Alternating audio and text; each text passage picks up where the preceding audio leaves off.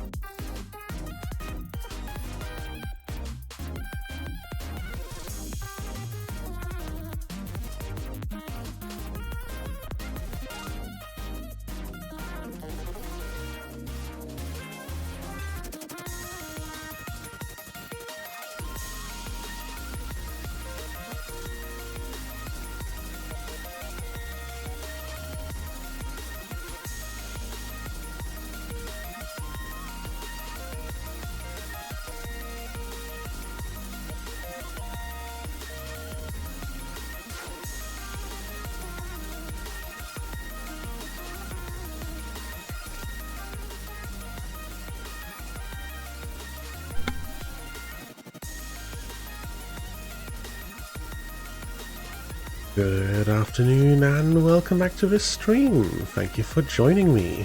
I hope everybody's doing well today. It's Tuesday, second day into another week.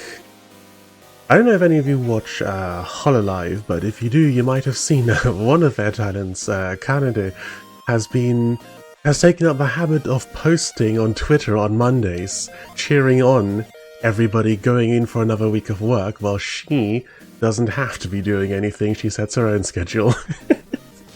I haven't been seeing the tweets myself, but every time I hop on Reddit on a Monday, I see someone on the VTuber or Hololive subreddit has posted it, and there's just a whole comment section of salty people. It's fantastic.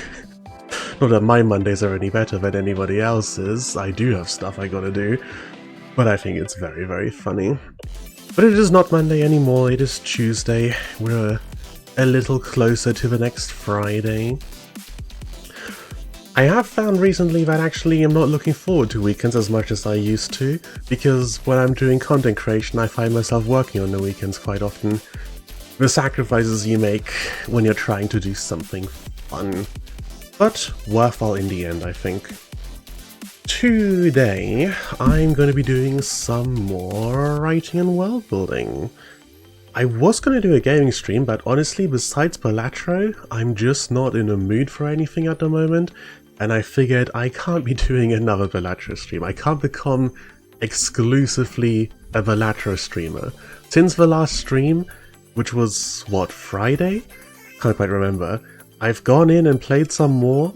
I think I actually beat another stake. I'm now on the orange stake, the second to last, and the one that unlocks the last deck I haven't got access to yet.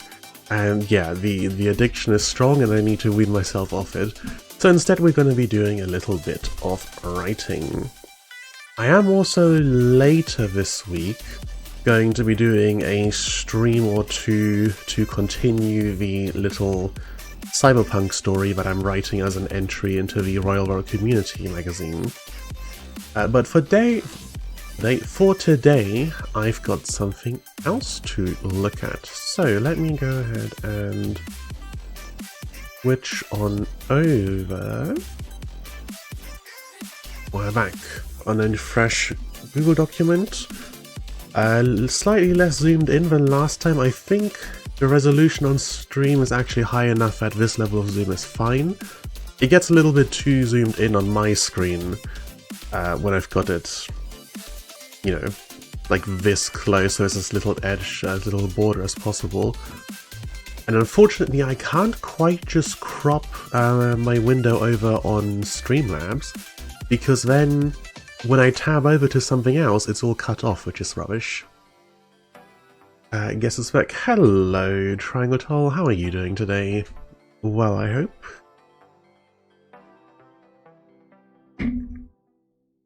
We're going to be doing some litrpg world building. I did make a tweet just recently talking about not hopping into more projects when you've already got ongoing projects, but this one I've been working on even if I haven't posted anything yet for quite a while, so it doesn't count. And also do as I say, not as I do. But yeah, litrpg, I mean, as someone who reads and writes on Royal Road, it's really a matter of time only before I'm writing some litrpg. It has to happen, it's inevitable. I can't be doing a series on YouTube talking about Royal Road and not have some writing in litrpg. Got kinda screwed by game preservation being non-existent. Oh, the struggle sometimes. Just the other day I found my old disc of Black and White 2, a game I haven't been able to play for years because the other things required for that disc to run don't exist anymore. It simply is non-functional. I haven't summarized what I'm doing yet, have I? So, litrpgs and classes. Difficult to explain, I think, for anyone who isn't already familiar with litrpg. But in the loosest terms, litrpg, literary role-playing game. Let me write that out actually. litrpg, literary role-playing game. It's basically a genre of fiction where you write a magic system / power system which runs on video game mechanics, usually specifically role-playing game mechanics. Not always though. I have been reading a very interesting series recently that functions like a kind of dating sim game. It's interesting. I may actually have the disc of the game I need, but where? Ah, that's always another fun thing, trying to dig stuff out. I've recently helped someone move between 2 storage lockers, and there was a lot of stuff in there that they just completely forgotten in there. I for one have no intent to ever write a litrpg game lately, but no stat screens. Yeah, opinions are strongly divided on what the better direction for that kind of stuff is. You know, both in the litrpg spaces and in progression fantasy, which overlaps really strongly with litrpg and game lit. I kind of like all of it. I think what I personally want to write will include stat screens, but I don't think they need to be as heavy as some like to do it. You know, there's certain litrpg you read and they're giving you a full rundown of the stat screen every couple of chapters, and it gets longer and longer as time goes on, and I'm just like, is that necessary, really? Do we need that all the time? I think it's better to have the stat screen once in a while, and in between the character can just, you know, just describe them in the story, looking at the stat screen and thinking like, oh yeah, this is changed to this. Don't list out the entire thing. It's kind of an interesting thing to look at from a prose and medium perspective, that litrpgs do list out their stat sheets like they do, because it's basically a fourth wall break, isn't it? The stat sheet is a thing the character is looking at, a thing the character is seeing, but is being laid out on the page for the reader to see, instead of described like everything else. It's like if you randomly had pictures in your book instead of describing the scene. But for some reason it's kind of just a standard in litrpg. I think it's very interesting. I have no cons of reading litrpgs, but I'm not adding to the scrap heap. Fair enough. I've got some specific, a specific plot I want to write, some specific themes I want to work on, which I think litrpg specifically would actually work with really well. Like, instead of just, you know, throwing in a magic system and making it litrpg for the sake of it, I think what I want to write will benefit from being litrpg specifically. Which is why for today I'm looking at picking out some classes. There's a few different sort of categories I want to look at here. So first, just kind of popular classes, and that covers both what's popular in litrpg. Anecdotally, I don't have hard stats for this, I'm just going to be going over what I personally have seen a lot of, and also popular classes as in what's popular in RPGs. You can see I've got some TV tropes pages, and we're going to have a look through here and get some inspiration on what the kind of categories are and pick and choose which ones I might include. Also, what happened with Dude Scavenger's Gear and Get Shot Startup Initiative. And that should just cover the Divine Trinity. Yeah, we'll talk about that as well, the Trinity from video games, the kind of attack, defense, support. And as to what happened with Dude Scavenger's Gear and Gets Shot, if I hop on over here, you'll see the first chapter is released here, and I will be doing more streams where I write the rest of this later on. The community magazine deadline is a minimum of 8,000 words by the end of the month, so I reckon I'll do 1 or 2 streams per week and maybe write a chapter per stream, and that should be enough for me to get this done and written before the month is up. There's no need to rush through that. So we'll do something a little different for today. And And possibly those streams will be a little earlier in the day than this. I normally stream at roughly 5 PM my time, but I normally write much earlier in the day, so if I'm doing those streams, and they might also be on the weekend, I've avoided streaming on the weekend so far because I want to keep them free to just do stuff, but those might end up being weekend streams, they might end up being much earlier in the day. We'll see. Nothing set in stone yet, it'll just be, I guess, down to when the mood takes me to do some cyberpunk writing. Right, etc., but haven't seen it, guess I'm just blind. I don't know how good Royal Road's search engine is. I also don't think I think I only picked out the title for that after the stream had ended. I finished writing the chapter, like I wrote the chapter after I ended stream and then came up with the title, I'm pretty sure. So there wasn't an easy way to go and look for it before then. Okay, so popular classes. And then roughly I want to split class archetypes, I suppose, into combatants, non-combatants, there we go, and hobbies. What I've been looking at for my world building specifically has been, I want to kind of do a little bit of working the litrpg into the structure of this setting, which I know is something that every author sets out to do, and we all have varying degrees of success, but I'm hoping I can have a greater degree of success with it. So specifically what I'm looking at is what kind of things people choose and how far they push them. Lit-RPG main characters tend to be outliers kind of by necessity. They rise in power really quickly and have really focused passive their classes.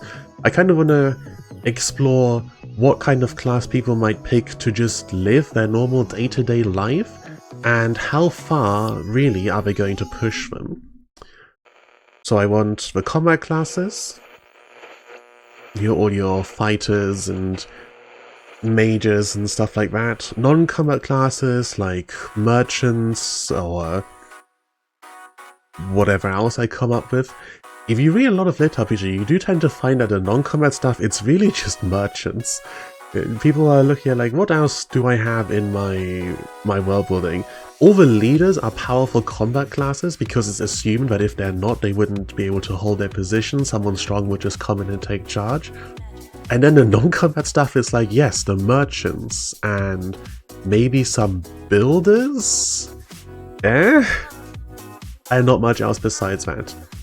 And then building off of all of that, I think it's also very much worth looking into things people might not want to do. Realistically, without going out of the Divine Trinity, you can have up to 15 non-unique classes. 15? You have to tell me where you've arrived at this number. Non-combatants are usually your MMORPG craft refreshments. Yeah, crafters are big ones. And in litrpg, with the popularity of cultivation in the space of progression fantasy, you also tend to see a lot of alchemists specifically. But yeah, things people might not want to do.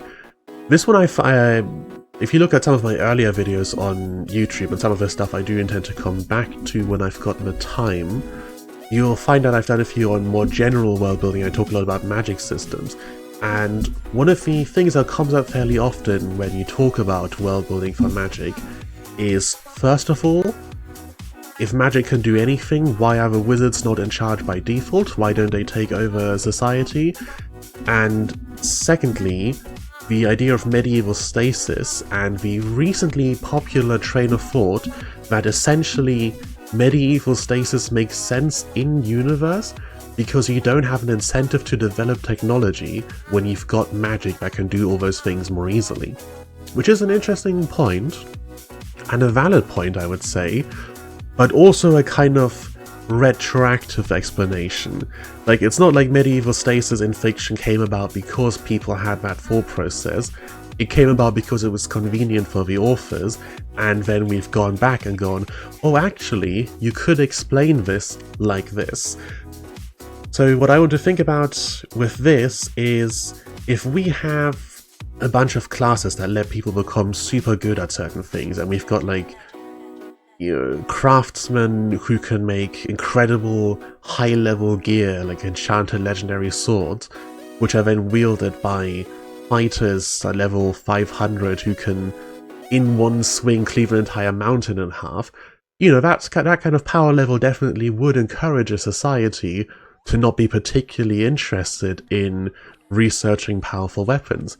If you're in that society and you think to yourself, oh, I want to close the gap in power, I want to be one of those people, well, the path is there in front of you. You know, your choices are obvious, and you're generally going to take the easy path of least resistance and do what everybody else does. Get a class, get strong. But then what about the stuff you don't want to do, you know? How many people are out there and picking janitor as their chosen class?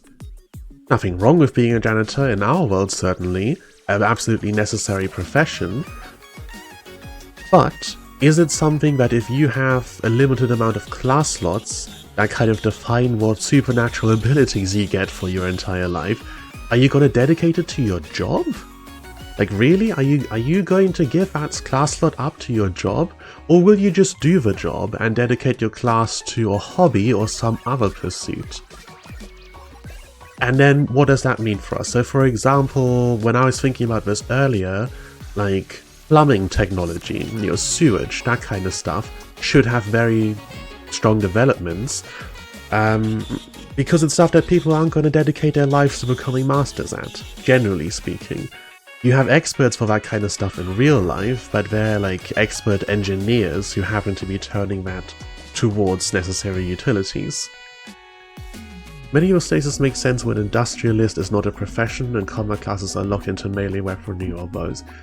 Yeah, the exact details of your system will definitely have a lot of an impact on what kind of thing you go for, what kind of thing is pursued and researched. You do see in some of the adaptive systems, because some of them are static, some of them adapt to developments in the world, and it's a plot point that comes up at some point that someone somewhere has developed guns, and now the system is starting to hand out gunslinger classes, which it never did before because they didn't exist. So you have the Trinity, DPS and tanks can deal with physical magic damage, yep, supporters, the party support or enemy hindrance or both. That's 9, the 6 remaining give you 2 hybrids between each pair of classes. Okay. I suppose that's one way of looking at it in terms of the kind of possible configurations. Yeah, like if you come from the perspective of the gameplay limitations, and that for balance reasons, a class can't be doing everything, they need to be focused on certain directions, and you've got those 3 possible directions and their possible combinations, then yeah, you get that kind of limited number. But for a world-building perspective, while, you know, a paladin and a berserker are both fighters, right? They both fall under this overall umbrella, and they both fall into the DPS category on the Holy Trinity. They are very different from each other thematically, and that's the kind of stuff that I want to look at today when I'm thinking about classes and what, you know, picking out what I might include at the start of my story. The thematic difference, how they feel differently, the kind of vibes of each class, basically. Which also will play into, we'll talk about that a bit more when we get to the popular classes. And certain other things that come into effect a lot more here when they don't otherwise in an actual MMO. Like, for example, between within DPH, between the physical and magical damage, both tend to do their job about equally well, with maybe a difference between like how they draw aggro. I'm not an expert on this myself, I've only played a tiny bit of Final Fantasy XIV. I might need to get that one rabbit MMO-like, roguelike game, whatever it's called. It looks very interesting and could be useful to play to learn about this. But, you know, between the mages and the fighters, once you turn it into litrpg and you start thinking about it as a real world, then you run into the issue that actually being in melee or being at range makes a pretty huge difference. And outside of combat, your utility, in terms of what you can do with magic versus what you can do with a sword, becomes a very big issue. This is something that Dungeons & Dragons has run into quite severely in recent years, as we move away from the former way of playing tabletop games where it was a lot of dungeon crawls or, you know, a nice West Marches campaign where you're just going from encounter to encounter. Nowadays, as people are getting more and more into the roleplay and thinking about how their character actually lives in this world and how the NPCs live in this world, the classes become kind of restrictive. Whereas the fighter levels up and gets an extra attack, the wizard levels up and now has, you know, a huge spread of utility options that are useful in all walks of life. Because Paladin is a half-caster that goes either into mixed damage DPS or tanks and ward hybrid, at baseline it's baseline before you start separating classes by main stat or invent unique mechanics that allow several classes to take the same ability slot. Honestly, the entire subject of game design, there's a channel, I haven't watched them in a while, I think they were called Extra Credits, possibly, who've done a whole series on like game design and game design considerations. I find that stuff fascinating. I watch a few YouTubers who do analysis videos on video games and what stuff did and didn't work. And the limitations of the computer and the limitations of gameplay and what's actually interesting are an entire fascinating subject. I've been recently looking at a game called Foxhole, which is a kind of simulator military style game. The big selling point of the game is supposed to be that you've got two opposing forces in this very long war. Wars in game tend to last a couple weeks, like real life weeks, and every single person involved is a real person. Like all of the people running around on the map, everyone harvesting materials, doing logistics, fighting in a war, all real people. And some of the stuff in that game, if you included it in a different game, it would be god-awful. It would be terrible. The level of detail they go into and the tedium of it, to a certain extent, would be terrible game design elsewhere, but is fantastic in Foxhole because of the specific crowd it draws in. Now, a lit RPG world and the world building in it doesn't have the same kind of balance and gameplay considerations, which in some ways makes things easier and in some ways makes things just so much harder, because there will be considerations that you've never even thought of, because you can't look at it from every perspective, right? You haven't done every job in the world, you don't know firsthand what all of those things are like to actually experience. So who knows, right? What would a fisherman love to have out of their class system? What skills would they like to have? I can take some guesses, but I can't be certain, you know? Would they like a skill that just makes fish bite more? Would they want a skill that makes their equipment better? Would they like a skill that makes them not be cold when it's raining? I don't know. I assume that the real biggest concerns for someone who does a job like that are things that I don't even know about, because I haven't done that job. That's actually my pet peeve of lit RPG. Most of the time the game behind the stats screen sucks ass. Player run economy either crashes and burns or shines like a newborn star. Yeah, player run, as someone who years ago played EVE Online, I do have some idea on the upsides and downsides of having as much as possible be run by the players. As far as lit RPG games actually being good, that is a big one that I have for VR lit RPG. I like my isekai lit RPG, or lit RPG where we just, like high fantasy, where we just start in a new world where the system is just part of how reality functions. But the VR lit RPG, where it's like this is a game the person, like an actual in-our-world person, is supposed to be playing for fun, and then they go into the game and the mechanics, and I'm just like, who the hell would put up with this? No one would put up with this. I can't read those, I don't like them. And yeah, Dungeons & Dragons lost relevance once people stopped crawling dungeons and doing dragon. People are very much still doing dragons, my friend. The bard memes are alive and well. I do have to say, I mean, Dungeons & Dragons, there's a lot more room in the tabletop RPG space nowadays. There's a lot of other games and systems getting their time in the spotlight. But D&D still has a pretty strong stranglehold on tabletop. It's the default game. The relevance has stayed. They are doing them wrong, yes.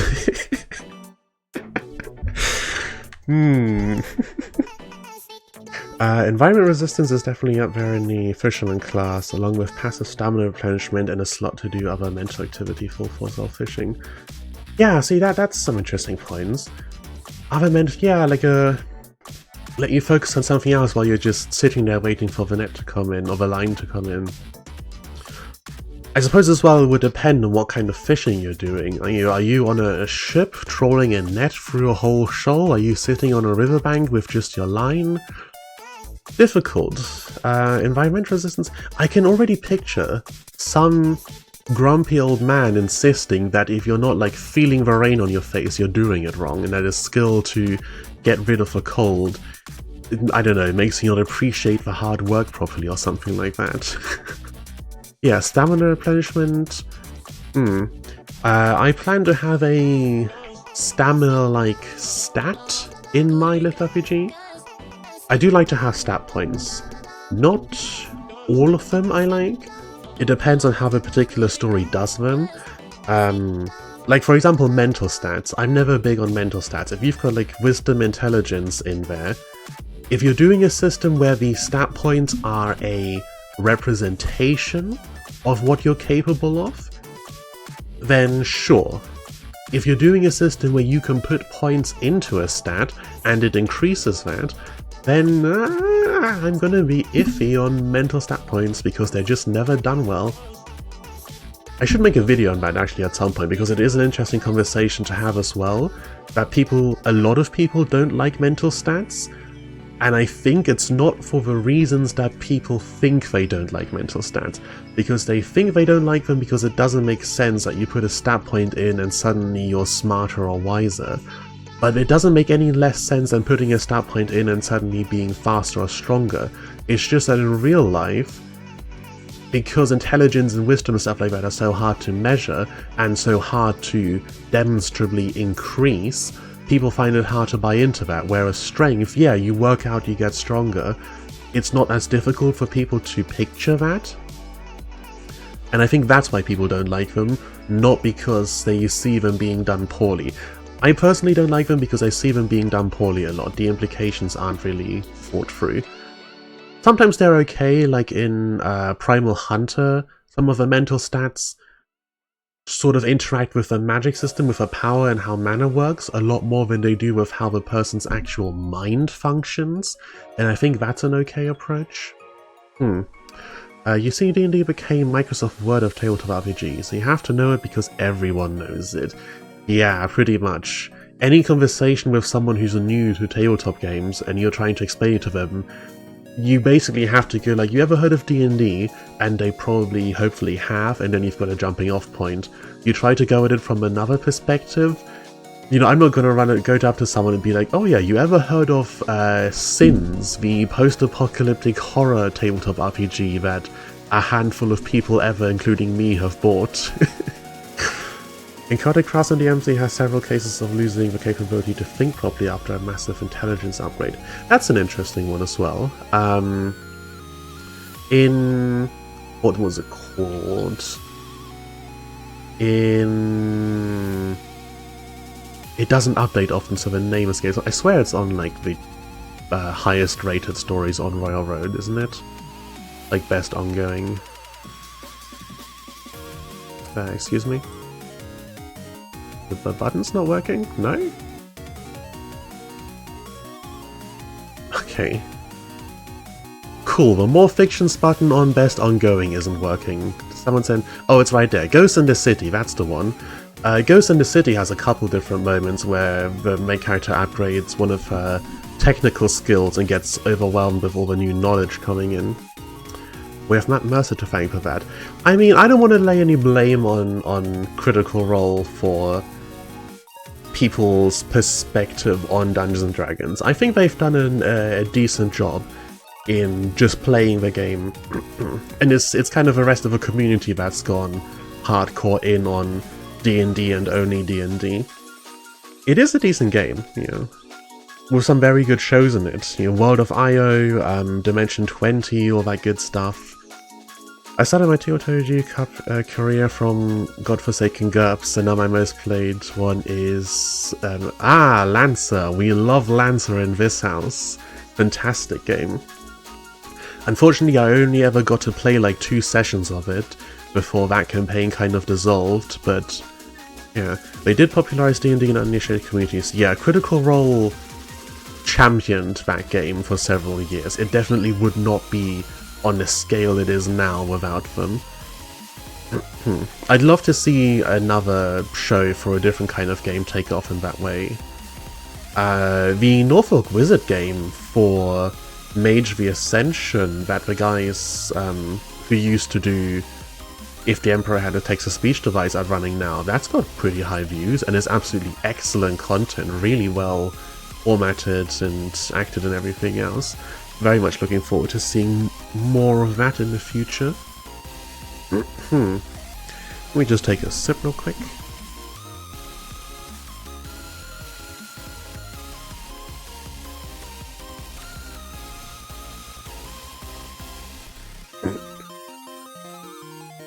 Hasbro did a big oof, yeah.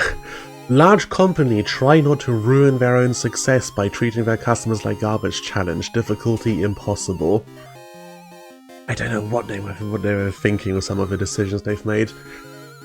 But, you know, I mean, there are also the guys overlooking Magic the Gathering, and that's a game that I used to love and now quit playing for a couple of years already, because they just ruined it. It's painful. Painful, painful, painful. Speaking of popular classes, Card/Deckmaster had a real big surge over the last year or so. There were a bunch of deck-based lit RPGs, which I'm gonna say Magic the Gathering had absolutely nothing to do with. This was part of the massive rise in popularity of deck-based roguelikes like Slay the Spire. That definitely contributed to this becoming so popular. For narrative playing people, there is Fate Core that sucks total ass because it does not have a ready-made default fantasy plug-and-play rule set. Yeah, the generalist systems... I want to say I played a session of GURPS at some point. I don't know if it was GURPS or if it was some other generic one-size-fits-all system. And I feel like those just can't really compete. You have to have some theme to sell yourself on, you know? D&D is the kitchen sink game. Faerun, I love Faerun. It's a fantastic setting. I love kitchen sink settings in general. And Faerun is great, the Sword Coast is fantastic. And even though D&D as a system itself is not built for everything, it's kind of like the difference between Chrome and Firefox, where Firefox is better for the people who want to use it, but more people use Chrome because it's the popular one, which means it has all the plugins you could ever need. And D&D has all the homebrew for everything you could ever want. Deck-lit RPGs are usually completely separated from normal ones. Yeah, it's a very different experience. Partially because of how kind of inherently limiting the entire concept of a deck is. because, you know, real life isn't turn-based unless you make it so in your lit RPG, which is an option, I've seen that done. Real life isn't turn-based, and then what are you doing with the cards? Are you playing them on a delay? Then you're going to get screwed over. Are you just doing summoning? That's what most of them do. Most of them is just you have a deck that says you're a summoner. You're basically just a summoner. Card slash deckmaster slash basically just a summoner. Counterpoint, Chrome doesn't have adblock. I heard something about uBlock Origin supposedly being removed from Chrome, like they're shutting it down. But mine is still working, so I don't know what to say about that. Mine's still chugging along. Maybe it will just turn off at some point. Okay, so to do a little more of what this stream was going to be about, I'm so easily distracted by anything vaguely in my sphere of interest. I think archers are pretty popular recently. They're not as big as like the basic, which is just swordsman. But I've seen, and maybe Primal Hunter is to blame / to thank for this, but I've seen a fair few archers. Swordsmen, obviously. Other weapons, like axes, spears, that kind of stuff, not a lot of those around. You see them, but I feel like you see them as a one-off, and the selling point of the particular story is that they're going for a funky, weird weapon instead of the usual expected stuff. I feel like those don't really go on there. Berserkers / brawlers have been pretty big. You see a lot of those. In that case, it is not a proper lit RPG, it's a proxy battle spearheaded by Pokemon and Fate Stay Night.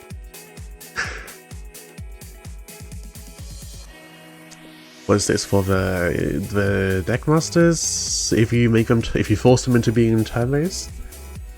Oh, Pokemon. I've been playing Pokemon recently for the first time in a long time. The last Pokemon game I was in on was Pokemon Y, and before that I played like Pokemon Platinum, so both very old ones. And then recently I picked up Pokemon Violet, and man, what are they even doing over at Nintendo? What the hell went wrong with Pokemon Violet? I'm gonna keep playing it for a while just to give it a chance and see where it goes, but I'm not impressed so far. Not impressed at all. Somewhat separate from the entire normal... let me just add one more on here before I forget it. But somewhat separate from the normal array and progression for classes, the Spell Sword... I can spell, I promise. Spell Sword. It's not like I'm trying to be a writer for a living. Yeah, Spell Swords. Both praised and hated in the lit RPG community. Praised because people love a main character who's powerful and can do anything, and hated because people don't like a main character who's powerful and can do anything, and because people like it when a story sticks on theme. And the Spell Sword is... well, I won't go into huge detail here because I've written like half of a script for a video about spell swords, but I can see why they happen so much in lit RPG. Meanwhile, swords are the worst weapon class to go against monsters by default, but it's less than min-max to fight one humanoid opponent armed with a similar weapon. Yeah, we bring minimal realism into our lit RPG battles in that regard. But you know, people love a good scene of like someone drawing their sword, slashing, and it slices an entire forest and the opposing army that was in that forest apart. They definitely function differently in a lit RPG setting. From a practical perspective, you're fighting a giant monster. Unless you're in a lit RPG with health bars, your sword is only going to do so much to the giant monster. I think mages probably don't go on a popular classes list, at least not on their own. People like mage characters, but usually in specific flavors. And the flavor of the month at the moment is healer and necromancer, and ideally a combination of the two. People really like their death healers at the moment. You see it not only in litrpg, it's also bled over into cultivation novels, where demonic cultivators are very popular right now. Spell swords and wishes are a staple of Souls-likes and D&D-based CRPGs. They're not supposed to excel at everything, they are supposed to pack versatility for days. Yeah, and the issue you run into often is that if you're in a game, if you're not very careful about balance, versatility basically means power, and those classes will run away with the game. And if you're not in a game, if you're in a lit RPG, versatility is good, and your main character is, you know, the main character. They're overpowered by nature, which means if they're overpowered and versatile, they're extra overpowered. which some people love and some people don't like. And that's a recurring theme and massive difficulty for this entire genre, is that people love a bunch of tropes that are mutually exclusive. You do one thing and some of the audience will be absolutely delighted and some will be furious, you know? I try to browse through the lit RPG and progression fantasy subreddit fairly regularly, and every couple of days I see a post being like, oh my god, if I see another harem lit RPG, I'm going to kill someone. And shortly after I see another post being like, hey, can you recommend me some good harem lit RPG? Very, very divisive community we are, very divisive. Though in sense like a spell sword can scale higher than a pure magic or physical build because it has twice the number of stats to pump. Yeah, what stats you need I think is a huge one to focus on in lit RPG. I think this is something that both sides of the community can agree on. Your stats should be done carefully. You have a lot of people who will say that if it's not done super well, they can ignore it. They don't really care about it. But you don't have the split of some people disliking and some people praising it. It's very universally a, hey, it would be a lot better if you actually put a bit of thought into your stats. If they go too high too quickly, they just become meaningless numbers, and if focusing on one stat over another doesn't have an actual impact, then why are we even bothering? Friendly reminder, by trying to appease everyone, you run a risk of making complete slop. Absolutely. Yeah, you will never please everyone. You can try to be marketable, you can try to appeal to more people, but you have to understand you are picking a larger audience, you are not trying to get everyone. It will never happen. It can't happen. If it were possible, then, I don't know, we would be fundamentally in not the same kind of universe we are in. It's just not doable. You can't please everyone. Okay, is there anything else off the top of my head that I feel needs to go in here? This is really what I've been seeing recently, or what I've seen a lot looking back on things. I mean, when it comes to mages, elemental mages are fairly... I wouldn't say they're popular. I think if you have a mage, they're more likely to be an elemental mage or a time mage, but they're not exactly popular. Well, actually, void slash anti-magic is pretty big at the moment, and skill slash power stealers, eaters are also pretty popular. This is another super divisive one. Some people hate the skill absorbers, some people love them because it's pure power fantasy. And you know, if you want your protagonist to crush everyone they come across, then a skill eater is fantastic. And if you want your protagonist to struggle a bit, then these are the exact opposite of that. They're also like kings of the mid-battle ass pull. They will just get a new ability, skill, power, whatever out of some random schmuck they take down, and that lets them beat the actual big bad. So depending on whether that's your thing or not, these can really turn some readers off and really appeal to others. My opinion as a person who doesn't like numbers destroying logic, do not use strength and dexterity or their derivatives as your stats. Yeah, every stat basically has its strong pros and cons and its advocates and haters. And they can all have potential issues. I can pull up my list actually, I had this open somewhere else. I do have dexterity in my stat points at the moment. What does my note say here? Enhances reaction time and physical precision. Yeah. I don't like dexterity as a speed boost, personally. I like dexterity as being more dexterous, having more finesse with things, and potentially reacting faster even if you not necessarily are faster. One of the things I do want to do is tie stats into each other, so you are slightly encouraged in universe not to uber hard min-max.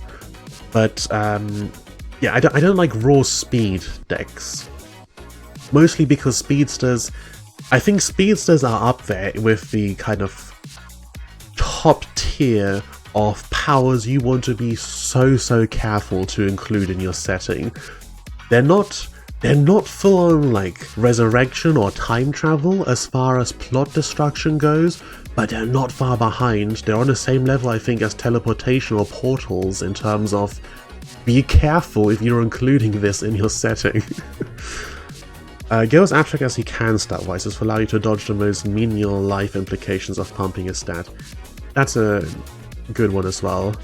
I'm not going to go super hard into the details of what I've got planned for my system, since it will be spoilers or when I actually write it, not if, when. It's getting done, and will be done before the end of the month, I swear. But I do want to look into, and part of what we're looking at here today with the non-combat classes is what do the high-level stats mean for you just existing on average, you know? If you are a merchant, you know, if you are a merchant and your classes include like one merchant class that's focused on appraising goods, perhaps, that kind of thing, and then your other classes are what? One for traveling? I should mention, specifically for my system, I like systems, because this is an entirely other subject and I could talk for several hours about it. And I think I did briefly cover it in my litrpg video, didn't I? Where is that on here? It's the first one, isn't it? Go on here quickly. Yeah, classes and skills. In this section, I'm pretty sure I did briefly cover the different ways that you can go about things in terms of how many classes do you have? Are you locked into a class? Do classes evolve, merge, etc, etc, etc? I'm not huge on classes merging, but I like having multiple classes, and I don't like having infinite skills. So I'm making a system where you have a couple class slots, and each class comes with a couple skill slots, and then you have a few general skills. So, to think about this and bring it back to the stats, you've got like a merchant, traveler, what else would be useful? Appraiser, maybe, something like that.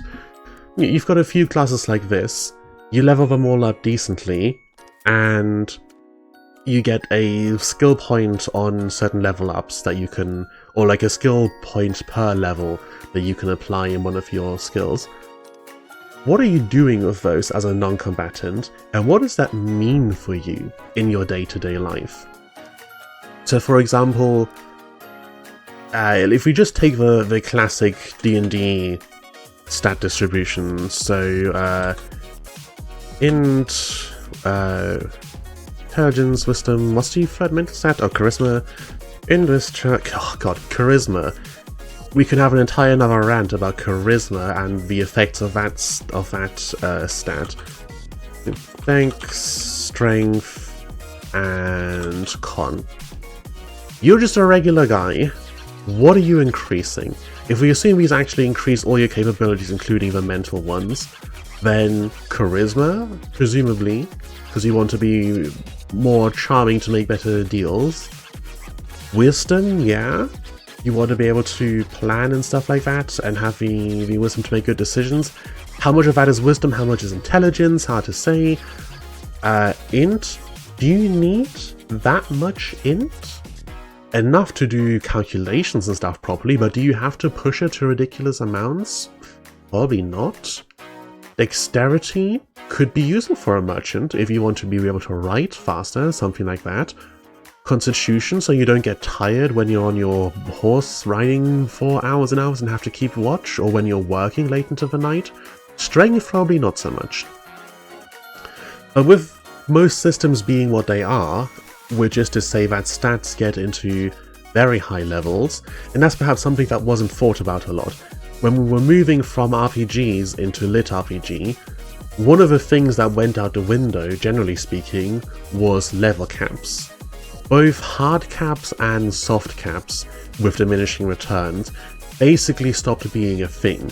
You scale infinitely, you reach infinite power, you go from farmer in the backwater of nowhere to God of the Multiverse, and that kind of has implications for the average person who gets to, I don't know, like level 300. You're dumping 300 skill points between these 6 stats? They're all gonna be really high. What does that mean for you as just like a regular guy? What are you doing with yourself at that point? What is life like for you at that point? And that is something that will tie into the world building, just like what things people might not want to do. If the average person reaches a level where their stats make them way more hardy, that has implications, you know? Oh, I see you commenting, I'll get to you right in a moment, just don't want to lose my train of thought. I've seen that done interestingly in Beneath the Dragoneye Moons, where early on in the story, there's a thing where I think the closer to the middle of the road you're walking, the higher your stats have to be, because basically they keep the middle of the road clear for high stat people to go sprint up and down, because they've got the speed and the infinite stamina to do that. They can just run places really fast because it doesn't take anything out of them. The lower stat people walk at the edge of the road where first of all they're not going to get run over, and secondly where they can go slower. You basically end up with car lanes for people, which is fascinating. And then in another one, what was it called?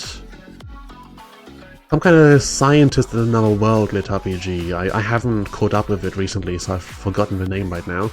But that one had a whole thing at one point where the main character was thinking about how interesting it is that they have doctors like focused on children, because by the time you're not a toddler anymore, or by the time you become an adult and you've got your class and skills, you start to get enough stat points that like average diseases aren't a thing anymore. You don't care about getting a cold or whatever, because your stats mean that you're just too resilient for that kind of thing.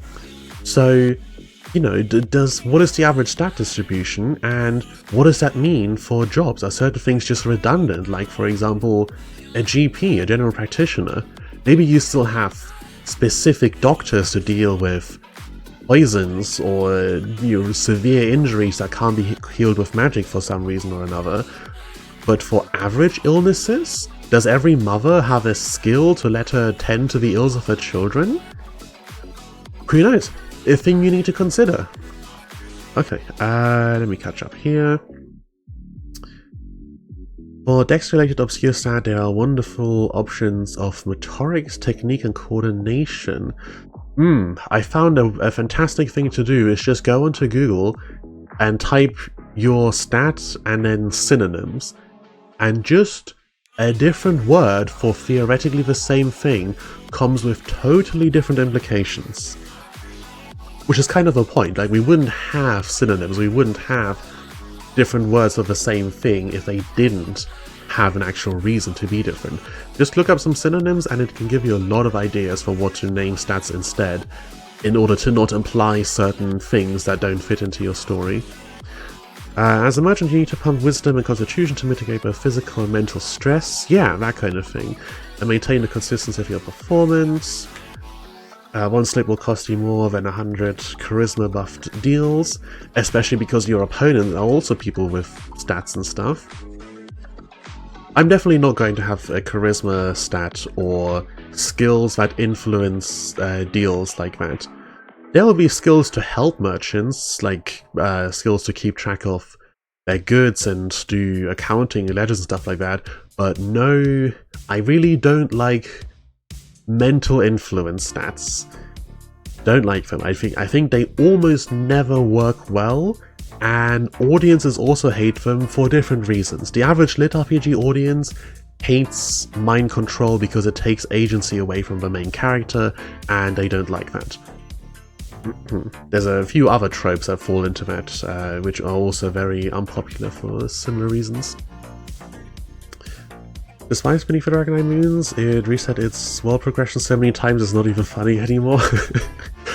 Yeah, I read it fairly far, but eventually did end up dropping it. But it's still a story that what I did read of it, I enjoyed quite a lot, and I think its system is pretty well done. Right, like out of the ones that I've read, I will count Beneath the Dragon Eye Moons as one of the best systems I've encountered. Definitely. Avoid stat inflation like the plague. You will inevitably write yourself into a corner, or at the very least, understand what you're doing. Right? I always give the advice, and I try to say in my videos, you can do whatever you want, but do it deliberately. Make an active choice so that you're actually aware of what you're doing and the consequences it will have, because by God, it will have consequences.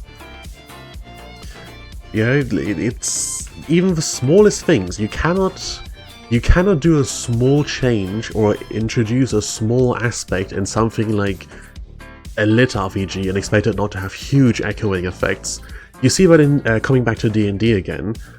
One of the spells that gets talked about a lot in terms of like, hey, actually, if you think about the real-world implications, is something like mending. The mending cantrip, one of the easiest things to learn, and reusable constantly, unlike a spell slot, the cantrip mending, or the druid cantrip Goodberry. Massive implications. You start to be realistic, absolutely massive implications for what those things mean for your world.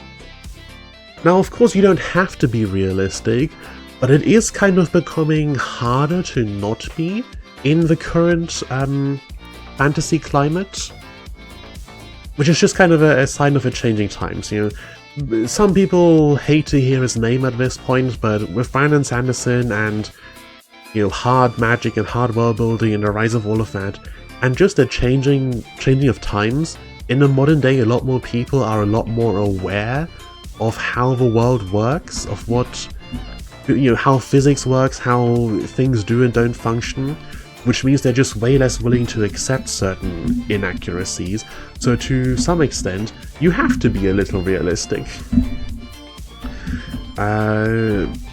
Mending will single-handedly destroy good scarcity, and Goodberry will probably kill agriculture as a whole. I don't think Goodberry will kill agriculture entirely, just because of the scale compared to individual people. Like, how many hours in a day are you chaining one person down to keep casting Goodberry? Potentially a lot, depends how strong are they willing to do that. We do have that scene in, like, Avatar Legend of Korra, where they've got the firebenders doing lightning bending in a factory to provide power for the grid. Interesting implications there. But the one I guess talked about often for Goodberry is in a medieval style setting, army logistics. The ability to create food on the spot and not have to bring it from one spot to another. Right, like I think on average, if you've got a farmer with cool farming class and farming skills, then they can probably produce a lot, and someone else who's or logistics focused, or has, you know, like a dimensional storage, can get those where they need to be pretty well. But what if you don't have a logistics network? What if you're cut off or it's vulnerable for some reason? When suddenly being able to make food on a spot is massive. It's essentially what I listed earlier, the things you should always be terribly careful to introduce to your world, like resurrection, time travel, speedsters, and teleportation.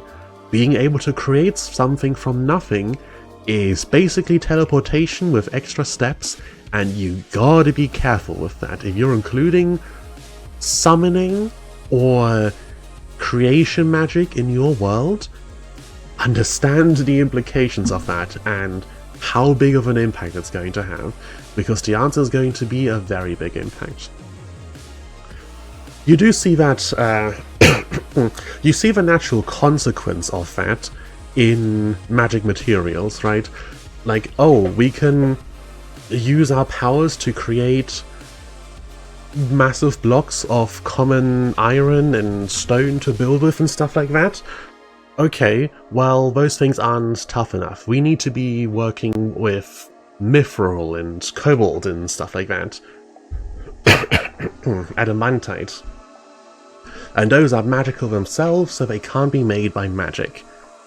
It's a reasonable explanation. It even makes sense in universe, but if you really think about it, it's almost a cop-out. It's basically being like, oh, we've completely devalued normal materials, let's make up some special materials so those can be the valuable ones now. Every case of creating something from nothing will be examined during your mandatory 1000 years of nothing happening and exploited to oblivion. Yeah, it's... most people are writing stuff with the hope that maybe they'll become popular, but please understand, the moment you do, people who care about what you said so much more than you do will go over every word with a fine-tooth comb, and things will slip through. There are going to be inconsistencies. Forget excluding them entirely. Like, do your best, but accept it's going to happen. But do your best to try and not let it happen. And avoid the obvious ones, right, as I listed before I listed, and I'm sure there's a couple others that other people might come up with, but those are the really painful ones because of just how quickly they can derail things. It's almost worse in litrpg, because one of the fun things in litrpg is seeing a bunch of cool classes and thinking like, oh, if I had been there, I would have picked this class, and maybe then I would have gotten this class evolution and these skills, and this is what I would have done with it. And, you know, people want to be powerful, so they're going to power fantasy themselves, and at some point they're going to go, oh, if I had this, I could do this, and then go, hang on a minute, if you could do this, why isn't anyone doing it? Isn't this super overpowered? And then you're doomed. I've made up a completely insane magic system that's single-handedly locked in the world creation races and everything by virtue of existing. Sometimes things do slot together very, very smoothly. Let me just take a drink real quick.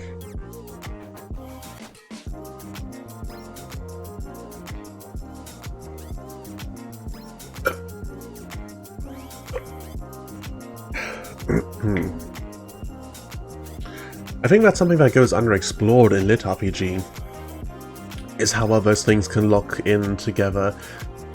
Because, like, okay, you've got a world with a system.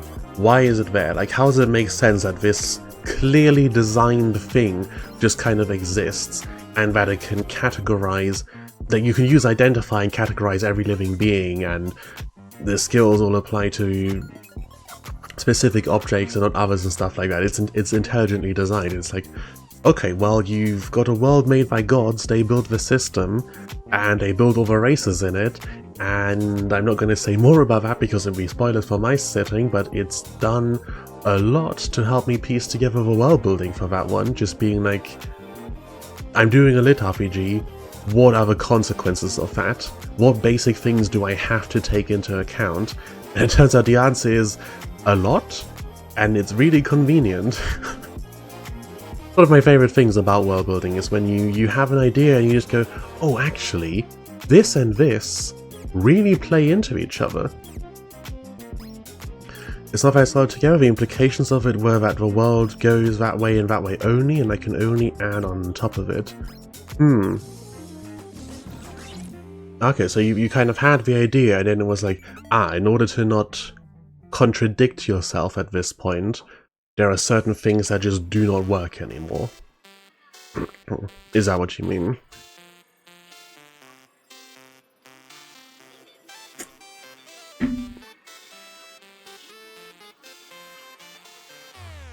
I feel like I've seen something similar to that not too long ago.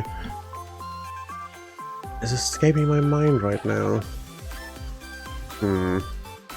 I mean, it was probably on Railroad. That's the only place I've been reading stuff recently. I've been reading so much Pokemon fanfic recently. It's really good. I can't remember right now. It's on my to-do list for another... First I need to finish reading all of the stuff I need to, and writing about all of the stuff I need to for the Write-a-thon that ended in December. I don't know why I went so overboard with the amount of titles I want to include in that video, but I did go massively overboard. And now it's taking forever to sort through. And I'm really gonna have to cut it down, I think. But after that, the next episode should be much quicker, because I already know exactly what I'm going to be talking about, and it's going to be an episode on Pokemon fanfics. Because I've read like 7 of them recently, I think, and they're really good.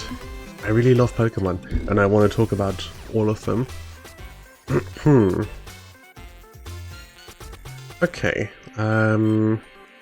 we've got some non-combat stuff in here. The hobbies one is one that when I was doing my notes I was thinking about a lot, but I haven't really come up with much in the way of like ideas for it. I mean, I can list hobbies obviously, like, I don't know, origami off the top of my head. There's a hobby. Some stuff...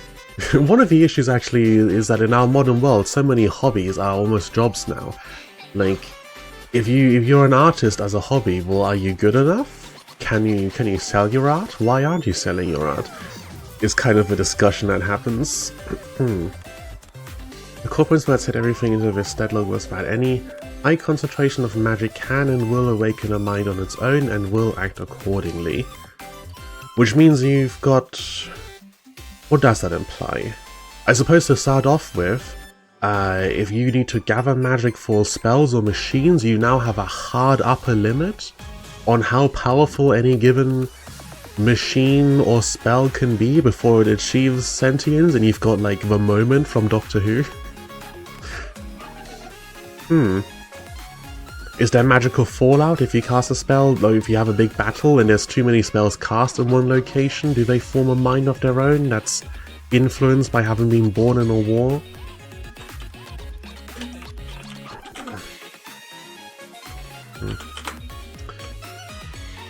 Unfortunately, everything you can do as a hobby, you can do as a job. Perhaps, besides maybe bird watching. But here's just a few of things that people could focus on. This, I think, is going to be one of the smallest but most important details for this entire system. The hobby classes, and the fact that people can and will do other stuff outside of the progression and seeking greater power, influence, etc., etc. It will be interesting. Some non-combat ones that I'm unsure about are stuff like, you know, rulers, you know, like kings and that kind of stuff. I don't know how I want to go about that. The system will have a certain amount of intelligence by necessity to hand out classes, and you will need to do stuff to be eligible for a class. Will the system recognize you being a ruler of a place? Does the system acknowledge the existence of countries? Is that something I really want? And if I do, what kind of skills does that give out? Or would it be better to have like admin classes instead? Because, you know, if you're a king and you're assigning laws and playing the political game, the same kind of skills that are good for an admin or a spy are good for you as well. I think spy probably comes under the non-combat classes, right? Like the combat equivalent of a spy would be an assassin. How many S's are in an assassin?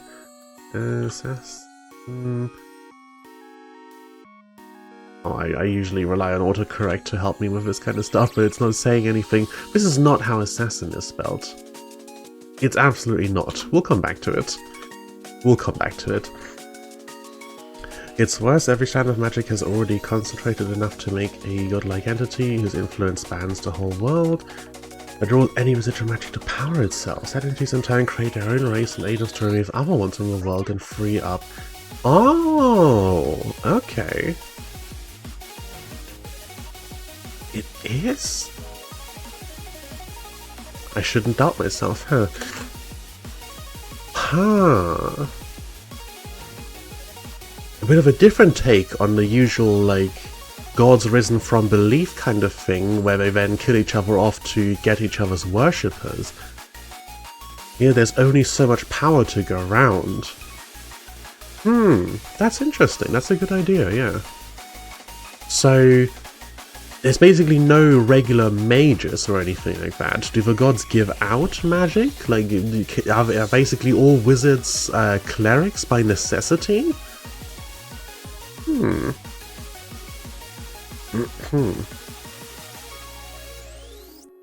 Okay, assassins. And then, yeah, let's have a skim through this and see what looks interesting. I think generic warriors probably don't interest me so much. Boot Titan Vanguard, Landsknecht, Fencer Duelist for Swashbuckler. Yeah, combat classes, I'm probably good with having a few that are very task focused. So an assassin, this says nothing about their combat style. It's purely about what they're aiming to achieve. So an assassin I'm good with, but like a warrior, kind of the same thing. Warrior basically just means they fight, they're just a fighter. But I'd want specifically like a you know, swordsman, spearman, archer kind of classes. I want them to be weapon specific, or do I? Do I want them to be weapon specific? This is a critical question, and it gets more difficult because they're going to be tiers. Classes are going to start out more generic, like you start at level 1 and you pick your swordsman class, and then as you use the sword and you get more powerful and you get fancier stuff, you'll start to do like, oh, this is a swordsman who's focused on special effects inflicted by transmitted through wounds. Like if he stabs someone, they get some kind of thing that happens as a result, right? Like if this guy lands a hit on you, you're poisoned, or you get an electric shock or some nonsense like that. And then the title for the class will change as it evolves. So do I want weapon focused, task focused, or both, or something else? These not gods cannot for your worship. You can interface with the background mana noise and cast your few spells. If you do it small enough, it costs nothing. That's always an interesting one. Mana manipulation. In Blue Core, they had that, where one of the very, very high power casters had such incredible control of mana that for small spells, she just kind of moved the mana to do the thing and then reabsorbed it. She didn't spend energy to cast cantrips and stuff like that. If you have a lot of your school spots energy going amiss, it tears a bit of your life force to even it out. cast a big enough spell and God smites you. Yeah, therefore you can only cast so powerful spells before you die mid-incantation. It's like worshipping the Chaos Gods of Warhammer. They're technically on your side and they want you to succeed, but they will also screw you over because it's funny. Yeah, interesting. How many people do you gather together, and how big of a spell do you cast before you use up enough of a god to hurt it? But I'm also curious because you've introduced an implication into your world building here. If the gods draw a bit of your life force back from you casting a spell bigger than it's willing to let go of, then how does that tie together? Why is life force exchangeable for mana? Why do the gods not just like eat people? Does more, where does the mana come from? If you have a planet with a bigger population, can you turn it into more power than otherwise? Hello Chandu, what you doing? Chatting about world building and going through and listing and thinking about classes to include in a litrpg that I plan to write.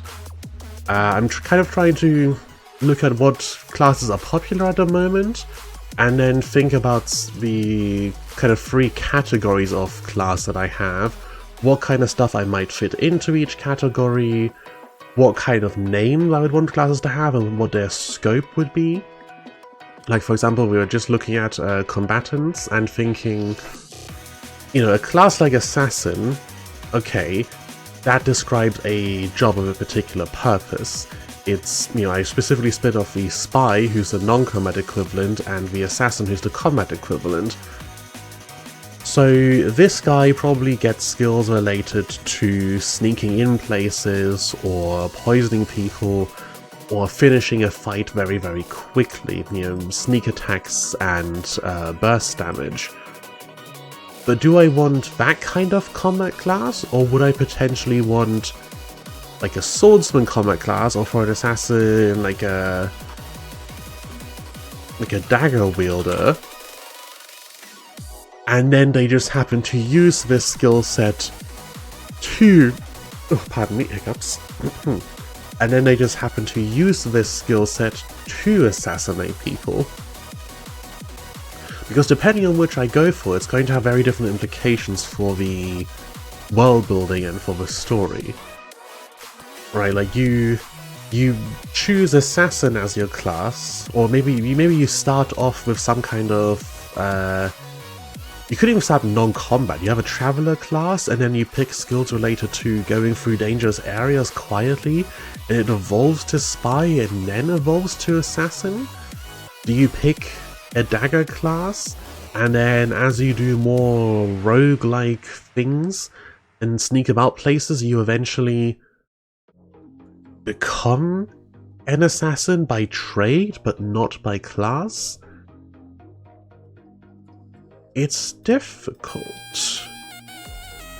Would you even want to self-identify as an assassin?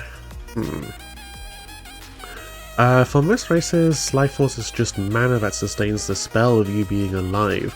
The one race that doesn't get by this rule is on artificial life support that makes their lives mimic this behavior. Okay. The spell that sustains you being alive. Interesting. I do like that kind of cosmology world building, I guess. I'm not sure how else to describe it. Kill 6 Billion Demons, the webcomic, has some interesting stuff like this with how the angels and devils in that work, and magic being called at one point the art of lying to the universe, that kind of thing. I do like that. Thinking about how the world works fundamentally, it's like fantasy physics, We've got atoms and quantum mechanics in the real world, and we've got life being made out of a spell that describes you. What does that remind me? Oh, that reminds me of what's it called? Catalepsis. Absolutely fantastic web serial on Royal Road, not a litrpg, where there's a lot of talk about it's a very eldritch magic web serial, and the way one of the characters sees the world due to certain eldritch influence is through mathematics. So when she's doing real fancy stuff to people, she defines them as an equation. She basically looks at a person and looks at all the variables and numbers that make up their entire existence. It's really fantastically written. The author is incredible at painting a picture with words of something that you couldn't actually see because it's all indescribable eldritch stuff. I love it. That introduces the fact that this one race gets to have actual hell that works by being assigned as a part of not God that doesn't have a race of its own.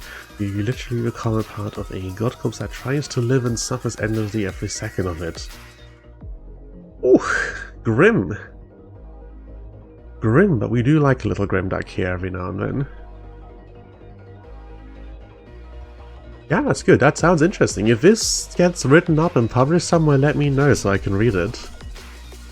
And also, have you ever read Tenebrum? Because I think you might like it. Part of it's on Royal Road. It has gotten stubbed now, so the first couple books are up on Kindle. More and more stuff getting stubbed recently, but the author's got to get that paycheck, so I get it. Yeah, Tenebrum definitely one of my favorites as far as dark, evil main characters are concerned. I find a lot of evil main characters are just kind of edgy or doing stuff that's maybe not actually even that evil, but it's getting called evil because the character feels bad for it, basically. Tenebrum, no, the main character is evil, like triples down on it, eats babies for the fun evil. In fact, I think there is genuinely a scene at some point where it eats a baby. I vaguely remember something like that. Or a baby's soul.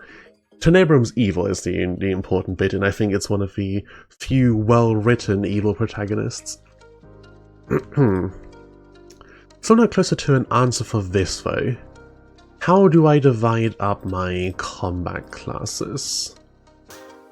Because this is all vibes-based, and it makes sense. For a video game, you are selling a fantasy to your players, right? Like the Paladin... My playlist has looped again, hasn't it? Almost, we're just at the end. Let me move on to the other one, so we've just got a bit of variety here for the music. Gonna give me an ad. Thanks so much. There we go. Slightly different music. It's not the same stuff all the time. Yeah, with this stuff, you are selling the player a fantasy. So, for example, a paladin, you're quite popular in D&D. That's a very specific type of character. You know, the paladin's oath, the service to whatever deity you pick, completely different to, say, the skirmisher here, which I have the rebel, soldierful, knight, outlaw, brigand kind of thing. And I've got some comments on what they've chosen to split where. For example, like the swashbuckler, I think skirmisher would fall under that, but how they've defined it here, the kind of hit and run approach, but more than the strategy, the fantasy of what kind of character, what kind of person employs this kind of fighting style is the important thing. And having now said all that out loud, I think this is the better bet than this, by far. Because I am writing a book for an audience, so even though,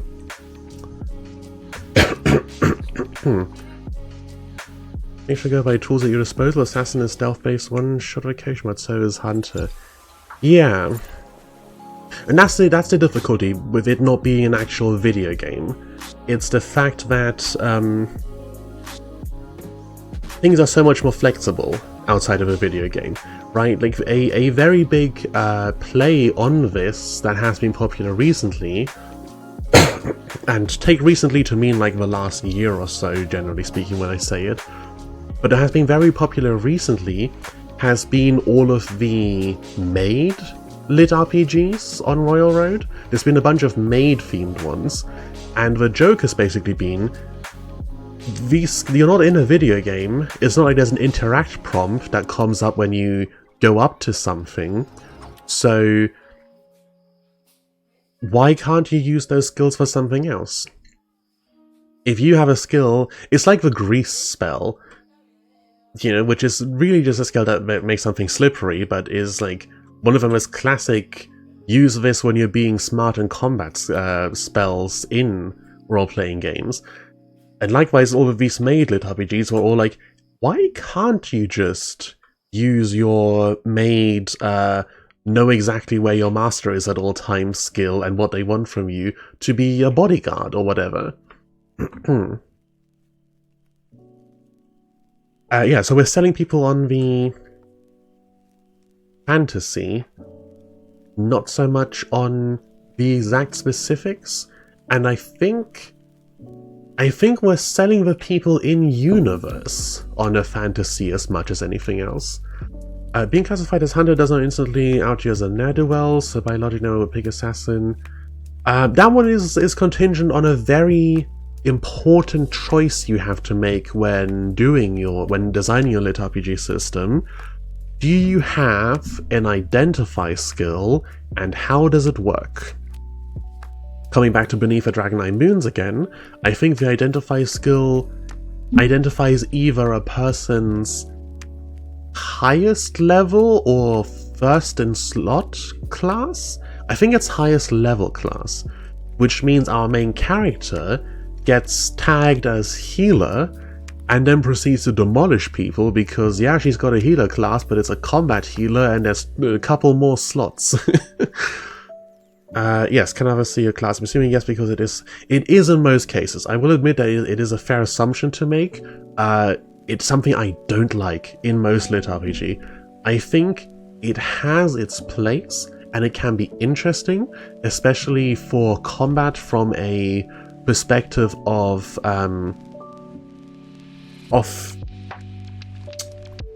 what's it called? Intel, where you've got people like scouts with scout classes who can see really, really far or whatever, or you've got scrying magic and you're checking everybody's class and potentially even level. But I think for how I want to write it and for how I've seen it written, I really prefer when you can't instantly tag whether somebody is, what class someone is and whether they're a higher level than you. Or at the very least, that's what I'm going to be going for my style of lit RPG. Yeah, for the Nobody Would Pick Assassin, I have read a few where that actually comes up.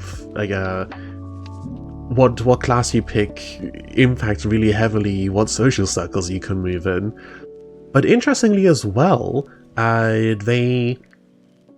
one that I saw had it so that those things didn't have the same social implication anymore, for the specific reason of it not being a game world and not being our world where those words mean the same thing. So it was basically like, oh yeah, you've got an assassin class, but that doesn't necessarily make you evil or even necessarily mean, at least in that particular system, it didn't necessarily mean you even had to be going around killing people. It just means that you're sneaky and do burst damage, right? Like if you load into an MMO and you've got these classes, like the thief class, the rogue, the classic sneaky guy, has a reputation in D&D and tabletop RPGs for being usually up to no good, not so much in MMOs, because there's no mechanics for it in the MMO. So if you then bring that into not real life, into the real world of your fiction, is an assassin actually a thing you don't want to be tagged as? Also, it's funny that you scrap Dagger Wielder in favor of Assassin. You should scrap all other classes then and start a new. Maybe.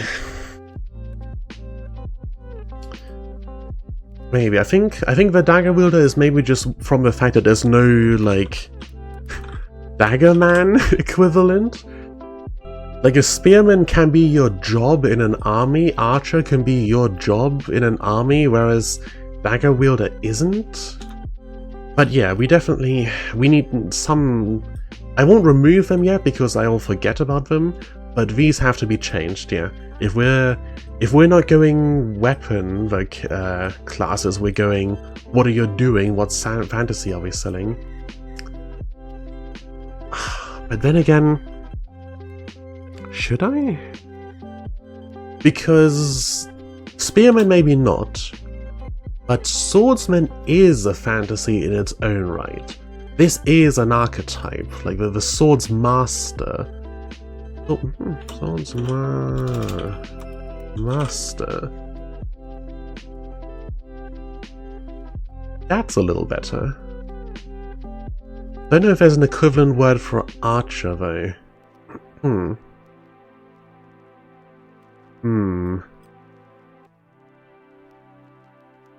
Yeah, like these... Warrior is super generic, but it does evoke a different feeling to Knight or Swashbuckler. Titan Vanguard, Fencer, Duelist... Like, Fencer doesn't really say much of anything. But it is, you know, if you tell someone you're a Fencer, we're picturing... the white outfit with that mask and the sword. We're picturing, you know, the pose they hold with the one hand behind the back, the elegance of it. This sells a fantasy. Archer doesn't quite sell a fantasy, I suppose. Archer, like, Hunter would be better, or Sharpshooter, yes. Sharpshooter. Marksman does sound more modernish. Marksman does sound more modernist, but then a high fantasy kitchen sink as setting means we do get a little bit of leeway in that regard. There's going to be like automatons and that kind of, you know, magitech. Not straight up guns, but magitech. So we've got a little bit of leeway in that regard. Yeah, assuming the system that gives you a class CAS for how your country's army operates. Maybe it just gives you man-at-arms and tells you to go figure it out. Yeah, is there gonna be... First of all, is something like Guard a combat and non-combat class because you're not necessarily fighting, you're just preserving law and order. But also, do you just get generic Guard? Is there a Guard and a Palace Guard? That kind of stuff. And yeah, does it just give you man-at-arms? That's the system. How regional is the system? And my answer is going to be not whatsoever. The classes you get in one part of the world are the same as the classes you get in another part of the world. Which will have world-building implications, because it will mean that there are common cultural touchstones no matter where in the world you are. Because everywhere will have certain classes that they find relatable. There will be some things that only appear in certain places just because they're only useful in certain places. Like some class with skills relevant to survival in the desert compared to survival in a rainforest. It's just not going to have the same classes. License Slander, there are books on fencing with a great sword. I suppose you probably could, especially with a high enough strength stat. The question of Guard versus Palace Guard depends on whether your class can be upgraded. Yes, there will be class upgrades. Definitely. And I guess, is a Palace Guard... Because this is where it gets a little difficult as well. Is the Palace Guard inherently better than a regular guard? Presumably, yeah, because they're guarding the palace, and the palace is important. But, like, I don't know, nepotism exists. So someone could just get the job. This is... I think we can't have palace guards and stuff like that. I think we can have guard, but there can't be...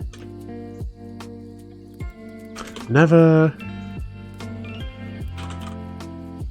place, guard, and never... quality marker, guard. So no palace guard and no skilled guard. What's the better word here? No watchful guard. I don't want classes to be a straight up like, this is you are just this but better. It will be that in practice, but it will be more like a specialization the way I do it. Potentially even a personalization once someone gets to a high enough tier, like if they're at the upper echelons of power, then they'll start to get classes that are like specific to them as an individual. I don't want just flat out upgrades. It technically wouldn't have that much of an impact if I don't have a an inspect skill. I do want stat sheets to be shareable. Someone will be able to show somebody else what classes and levels they have, if they so choose, and it will be part of the world building what kind of cultural conventions we have around that. Is it acceptable to ask someone what classes they have, what level they are? In some places it won't be, in some places it will be expected as a baseline, because how can you be trusted otherwise that you're actually strong enough to do the job? May I remind you that fencing does not directly imply fancy pose and one-handed stance. Fencing is the discipline of effectively using a bladed weapon in combat against an armed opponent, so you can fence with a greatsword if you just know what you're doing. I don't actually know what the official definition of fencing is, but you do have to admit that in terms of what does the word mean to most people, fencing is fancy sport with a small life sword in white suit and grated mask. Right? It's like how... and I don't have a good example off the top of my head, but certain words, their common use and what they actually are. Like certain ingredients, you know, like what you call a vegetable or a fruit in the kitchen does not match up with what biologically is a vegetable or a fruit. But if everybody calls it a fruit or a vegetable, then that's what it is, ultimately. And that is very important for writing like this. The vibe of things, the feel and the theme is gonna do a lot for us here. There was a litrpg called Demonic Devourer? Let me check real quick.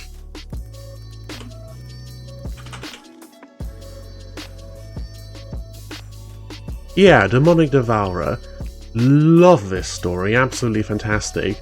This did a great job with what its classes and skills were named and how cool they felt when used. I won't say what it is for spoiler reasons, but there's a scene in one of these books that basically made me go, holy crap, I have to have skills in my system if I ever write a lit RPG, because it's just too cool. It's just simply too cool. Guard can be default protective class that branches into specialist classes for guarding people, places, or even ideas. So like guard to bodyguard.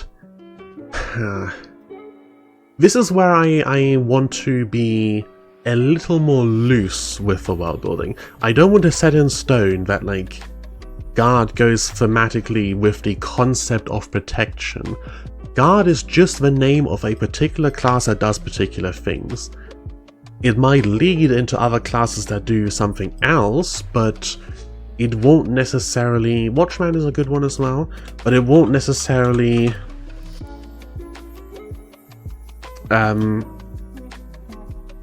strictly go into stuff like that, because I think I'm going to end up limiting myself far too much, and I want a certain amount of flexibility. So to try and come up with a example off the top of my head, if you are a if you're a high-level biomage and you then specialize into something like napalm related and fires that last a long time instead of your alternative path, which would have been fires that burn very hot or fires that have some other esoteric effect, you'll then potentially have a different class that's specifically related to fires that burn very hot. But you can then transition into being if you pick the right skills and progress in the right direction, you can transition into being some kind of flame spirit summoner, and maybe even then transition entirely out of being anything fire related and just be a summoner in general. There will be some flexibility. Yeah, I guess that's the... Let me put this into words so that I can remember it later. Class names are a description of that specific class. The class determines the scope of what skills you can be offered. A class can come from or lead to almost entirely unrelated classes. It depends on what skills you take and how you use them. This is not set in stone, but it's the general direction that I'm thinking along at the moment. Just when I'm thinking about what kind of classes I might potentially make and what they might look like later on. Actually, let me switch over to this screen real quick so I can open up a document without it showing on screen. I need to see what I wrote in here, and if it's anything I don't want to share at the moment. I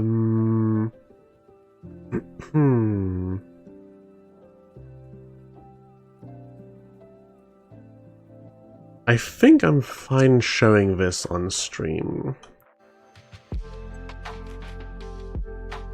Yeah, probably. Oh, what just happened? Hello? Opera GX just decided that, hey, you know what, we're gonna real quick restart all of your pages? Where is my music gone? Oh god. Well, that's fun. I open up as spreadsheet and Opera GX is like, nah, we're not having any of this. Close everything. Browser dev, indeed. What did you say before? That implies the existence of a high-level generalist summoner class through that you access through a specialized summoner. So either summoner is strictly high-level, or you balked your rule of no direct upgrades. Well, no, because you can be you can go summoner way earlier. You can just also take a path that leads you towards summoner. Operators recovered from a crash. Would you like to add some information to report? No, not particularly right now. Which I understand offers certain difficulties. I think I'm okay with one of the kind of implications of that, which is that you can reach the same location through different paths. The summoner who is a summoner early on, and then not downgrading, you will become more powerful overall, but like, you could potentially choose to become a hunter really early on, and then remain a hunter. You'll get some modifiers. You'll be, I don't know, the far-traveling hunter of Venus. I don't know. Pick whatever funny, edgy title you can think of, and that will be your actual high-level class, but you'll fundamentally still be a hunter. That will still decide the overall scope of your... Yeah, I think there's nothing in this document that I care about sharing, because you can do like Wikipedia speedrun for your classes. That's an interesting idea as well.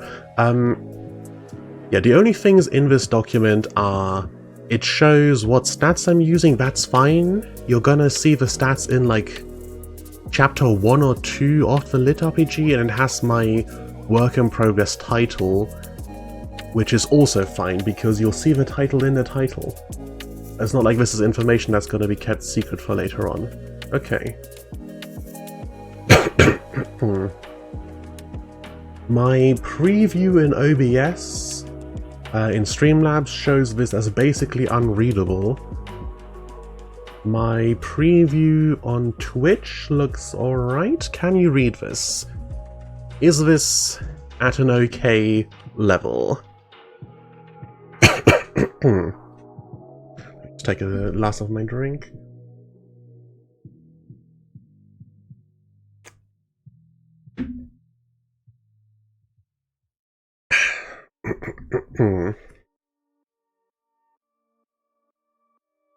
Go from being a guard to being a guard again. I think I've not...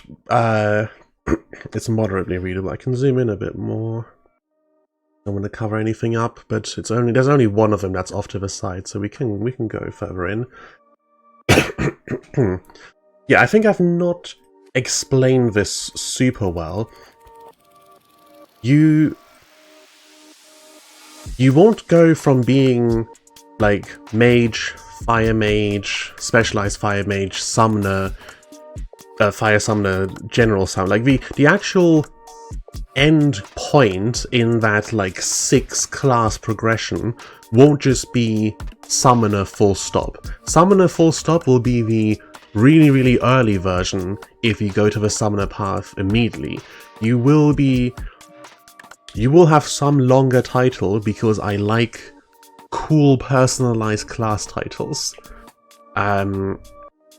Like how in Primal Hunter, what's his class at this point? The Arcane Hunter of the Horizon's Edge, something like that? Love it. Super cool. We can be a little toony here. I think it's good. That's the kind of thing that you'll have at the end. I just mean that in terms of what you're doing in practice, what your deal in combat is, you can go from general mage to fire mage to fire summoner to summoner, or you can just be summoner and expand on that. One person per class type of deal. Yeah, like a bit of both. You get more. You start off with very basic classes to begin with in the lower tiers, and those are just same for everyone. You know, anyone can at super low levels pick up a hunter class. Then you get to the mid tiers where your class specializes, and then you get to the high tiers where your class personalizes, and that's where we get the cool stuff. So these were, I was doing some playtesting basically with the stats, trying to figure out if I assign X per really defeats the purpose of the class past the first 2 tiers. I don't think so. I think that's one of, like, in Primal Hunter, for example, that's one of the strengths of this series, is the theming of the classes, right? Like, the protagonist in that, Jake, at that point, is still fundamental. Like, he starts off picking from the basic list of classes that everyone gets to choose from, like Archer, Heavy Warrior, Light Warrior, Mage, Healer, and he picks archer and then becomes hunter and then becomes ever increasingly fancy forms of hunter. And that impacts what, like, the core thing that the class does is impacts what type of skills are available in your skill selection. So if you're at a really high tier and you've got some funky class that's all about, say with a summoner, you're the fire mage that becomes a fire summoner, you will have skills for summoning or controlling flame elementals and skills for impacting the environment around you in fire-related ways. You won't get a general skill for making deals with creatures from other dimensions so you can summon whatever from wherever. That's a pure summoner thing. You're the fire summoner. By the original definition, class is meant to encompass a multitude of objects sharing a trait. If your class contains one object, it is not quite a class. Okay, well, wait. Class as in... what's the term? Yeah, like the academic definition. What's that field of study called? Are you talking like in the set theory kind of direction of things? Like, that's a little more technical, I think, than what class means in a fantasy RPG scenario. Just logic at this point, yeah. As meant to encompass a multitude of objects sharing a trait, and technically I guess the class of Bard encompasses all the people who do Bard stuff. So if you have a class that's personal to you, you're the only thing in that class. But I guess technically by that definition of class it's not a class. But by the litrpg definition of class it's still a class. I could just say it's not impossible for two people to get the same high-level personalized class and then we can solve the problem. There could be someone else out there in the multiverse who does the same thing. They'll just not show up in the story. And what did I open this up for? Alright, examples. So I went through and basically went, here are my stats, because I was trying to see how the numbers would play out. The way I had it set up was that you get one stat in everything per 10 levels, and one stat you get to assign per level in any of your classes. And also per 10 levels on each individual class, not in total. So level 10 in one gets you a point, and one level in the class gets you a point, but like level 4 and level 6 across 2 is 10 points total, you don't get the bonus to everything. Gaming, if you encounter a mob with a unique class, it is either a boss or your class system is not informative. Actually, that's a great way of looking at it, because every high tier individual is essentially a boss monster, aren't they? Someone who's reached that level of power to the rest of the world is basically a boss monster. Yeah, so I was doing this to work out skill points, and also made just like the way this thing is set up. Here's the skills, assign the total of this, the total of this, and base stats being how many lots of 10 you get from these, plus race and some names I made up. And then importantly, what I was coming up with for class names. So don't look too hard at what the numbers are compared to what the things are, but if we look here at this, which was one where I went like, okay, here's a low level, like this is new, they've not even got all the classes filled in yet, there's only 3 out of the 4 slots, and it's really basic stuff, Water Mage, Wanderer, Explorer, and then here is them way later on, where the classes have expanded to be something way more fancy. The names aren't the best, I think these are very much work in progress names, but they give you an idea of the kind of thing I'm going for thematically here. And really what I'm going for thematically here is that at low levels you get basic descriptive classes, and at high levels you're really cool. At high levels, you're just really cool, basically. That's what we want here.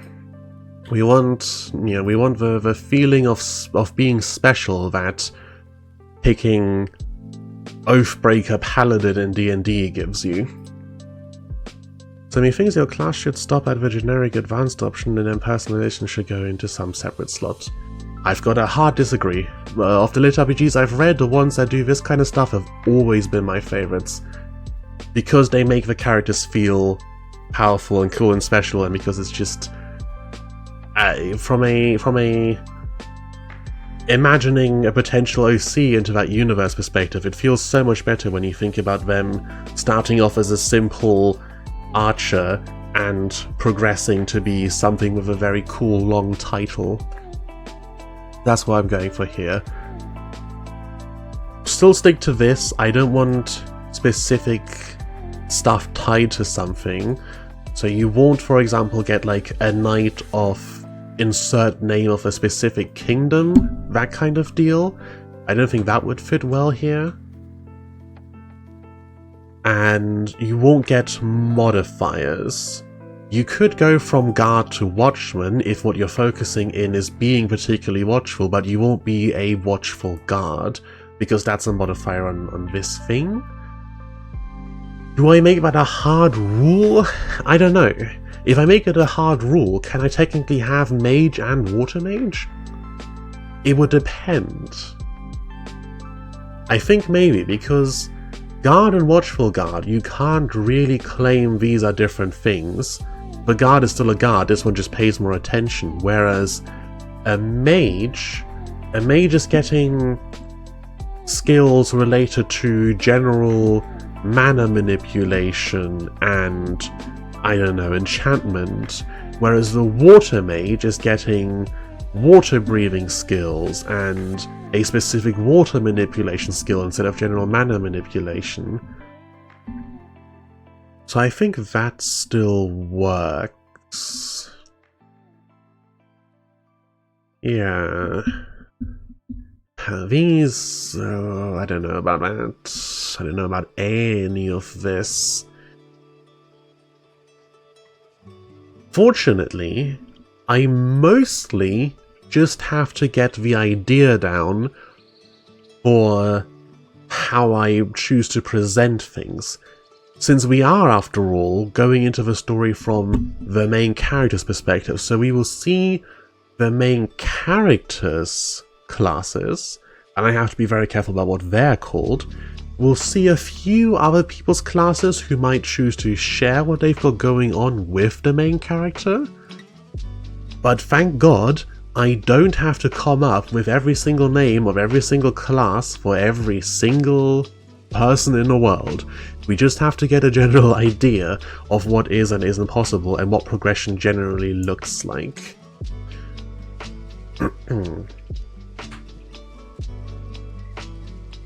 You can't have mage and water mage of that large. Generalist mage is either better if you can access all elements, or worse if you just know the basics. No, not better or worse, just different. I don't think that's right, really. I also think that the white text of the Twitch chat might get a little illegible on the white of my document. I've never thought about that. You can see if I can add a stronger border to that. Like the generalist mage might have the ability to use various elemental magics, or just magics in general, but they won't be as strong at any one of them as the specialized water mage. Provide me with a mage that is completely separate from school mage, then. How do you mean that? As in, like, what does the generalist mage look like? Beyond just that they haven't specialized in any one thing, they kind of dabble in everything. Well, that exact thing, they dabble in everything. Or, for me personally, in my fantasy world building, and this is not just lit RPG, this is fantasy in general, all types, I always enjoy the idea of you have various schools of magic, but then you have the the arcanist, the person who studies not a specific type of magic, but magic itself, and their focus will be on either like basic raw mana manipulation, or it will be on stuff you can do with mana on its own that isn't tied to a specific element. So for example, like enchantment. Lots of elemental systems actually, if you look at it, have the 4 elements and then ether, or whatever they choose to call it, which is just the everything else, the everything else element, the random stuff that doesn't quite fit magic. I want to do something a little more thought out than the random stuff that doesn't quite fit magic, especially because I'm not doing a 4-element system. You can do magic related to basically any physical process, substance, and even some that aren't physical. But the generalist mage will still just be the one that trades power in their chosen field for versatility, or they will trade power full stop for utility and understanding. You know, they are very good at knowing about magic, about analyzing magic, but they can't perhaps cast as powerful as a spell as anybody else. It gets fuzzier at higher levels because just the scope will expand by necessity. People will have to be capable of more and stronger stuff. Like I don't want progression to just be straight up, oh, at level whatever I can do a fireball that's this size, and at twice that level I've got twice as big a fireball.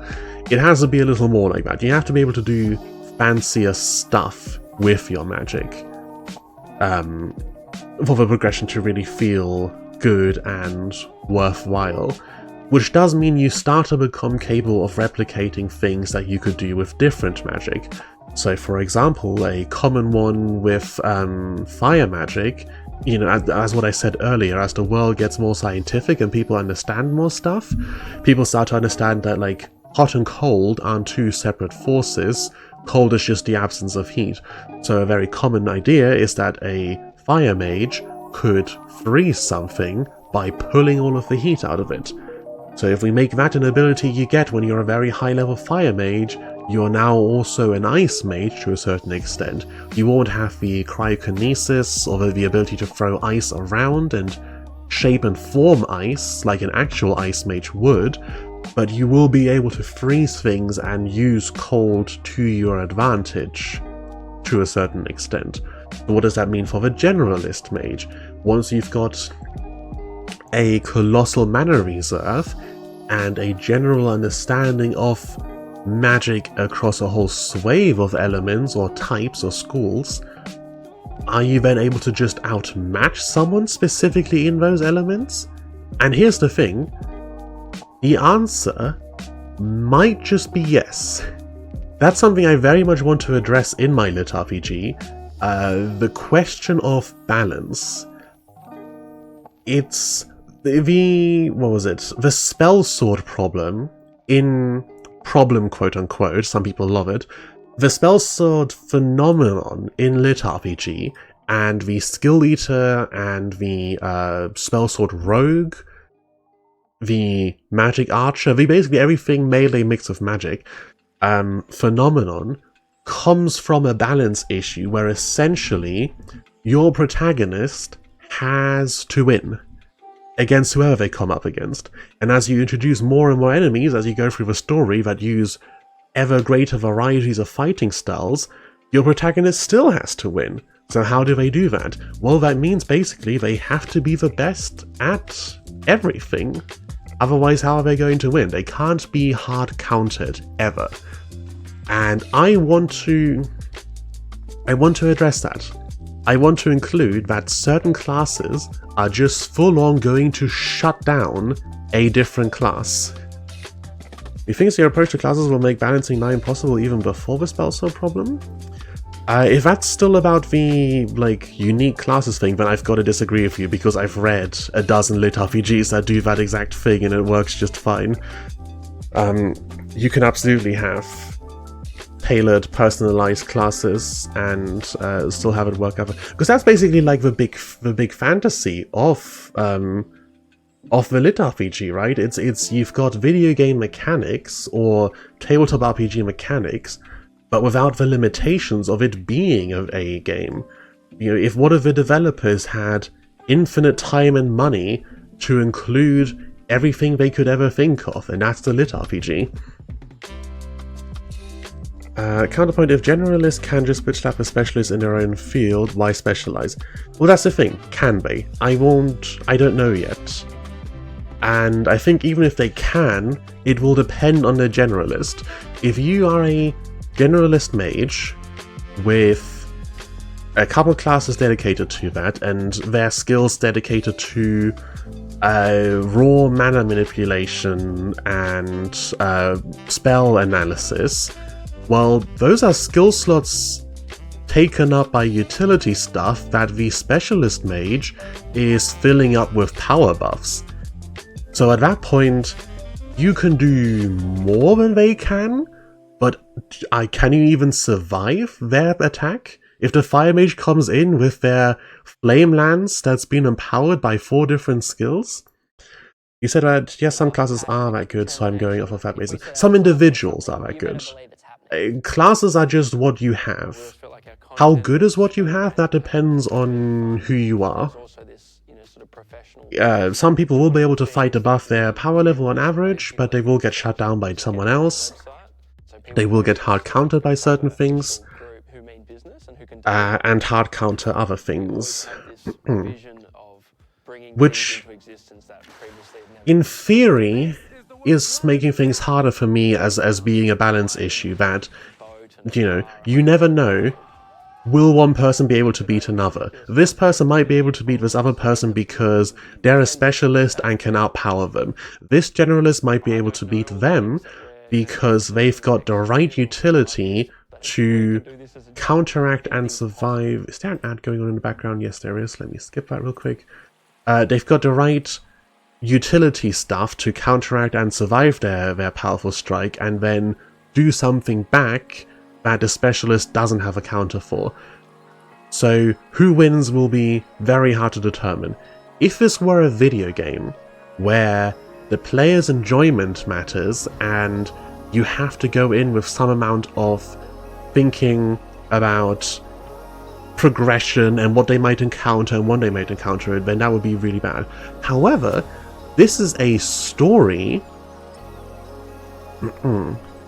That's what I meant. I'm ending the specialist, creative and generalist rule will fall back onto your head and bounce back. But it won't. Because all it really means, like, all we're really discussing is if we throw 2 people at each other, who do we think would win? And the answer is, it depends. Is that a balance issue? I don't think so.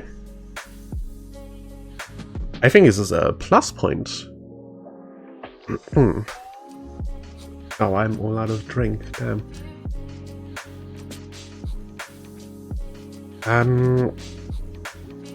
Yeah, upending specialist, creative and generalist. It makes it, I guess, if you were writing a guide for this game that based on these litrpg rules, then it would make things a lot harder because you couldn't tell people, hey, this is the path you want to go for to be the strongest.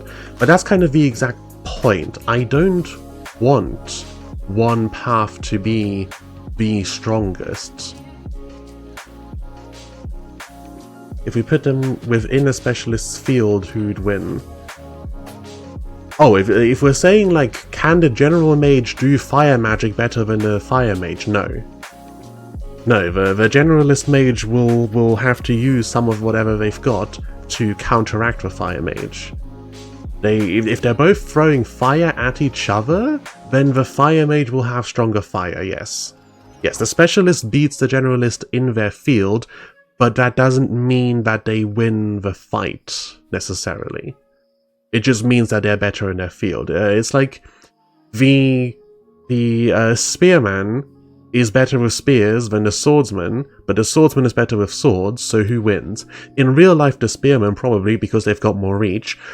In litrpg, well, it's whoever's the better fighter. That's kind of what I mean here.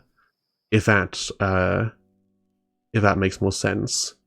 Or it's like if someone were to master a whole bunch of weapons, they won't be as good with any individual weapon, but they might be better than...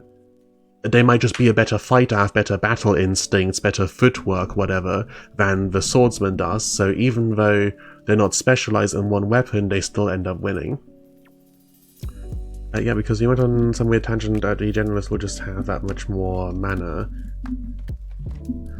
Okay, no, that's not what I meant. I meant that they might have...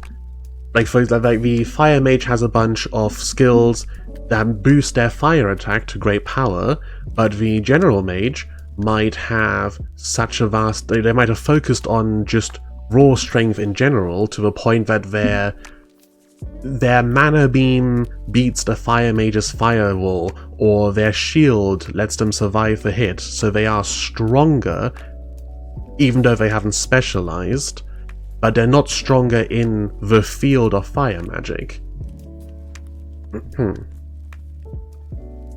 Theoretically speaking, both mages could be completely equally matched. The level 100 fire mage, the level 100 general mage. The general mage could cast a weak fire spell, even a pretty strong one, not as strong as the fire mage. The fire mage cannot cast a earth spell or a water spell. That's just not in the cards for them. But in terms of who wins the fight, it could go either way. Either, like, Specialist is not stronger than Generalist, and Generalist is not stronger than Specialist. It's just a question of what can they do. That clarifies it. Okay, good. Good.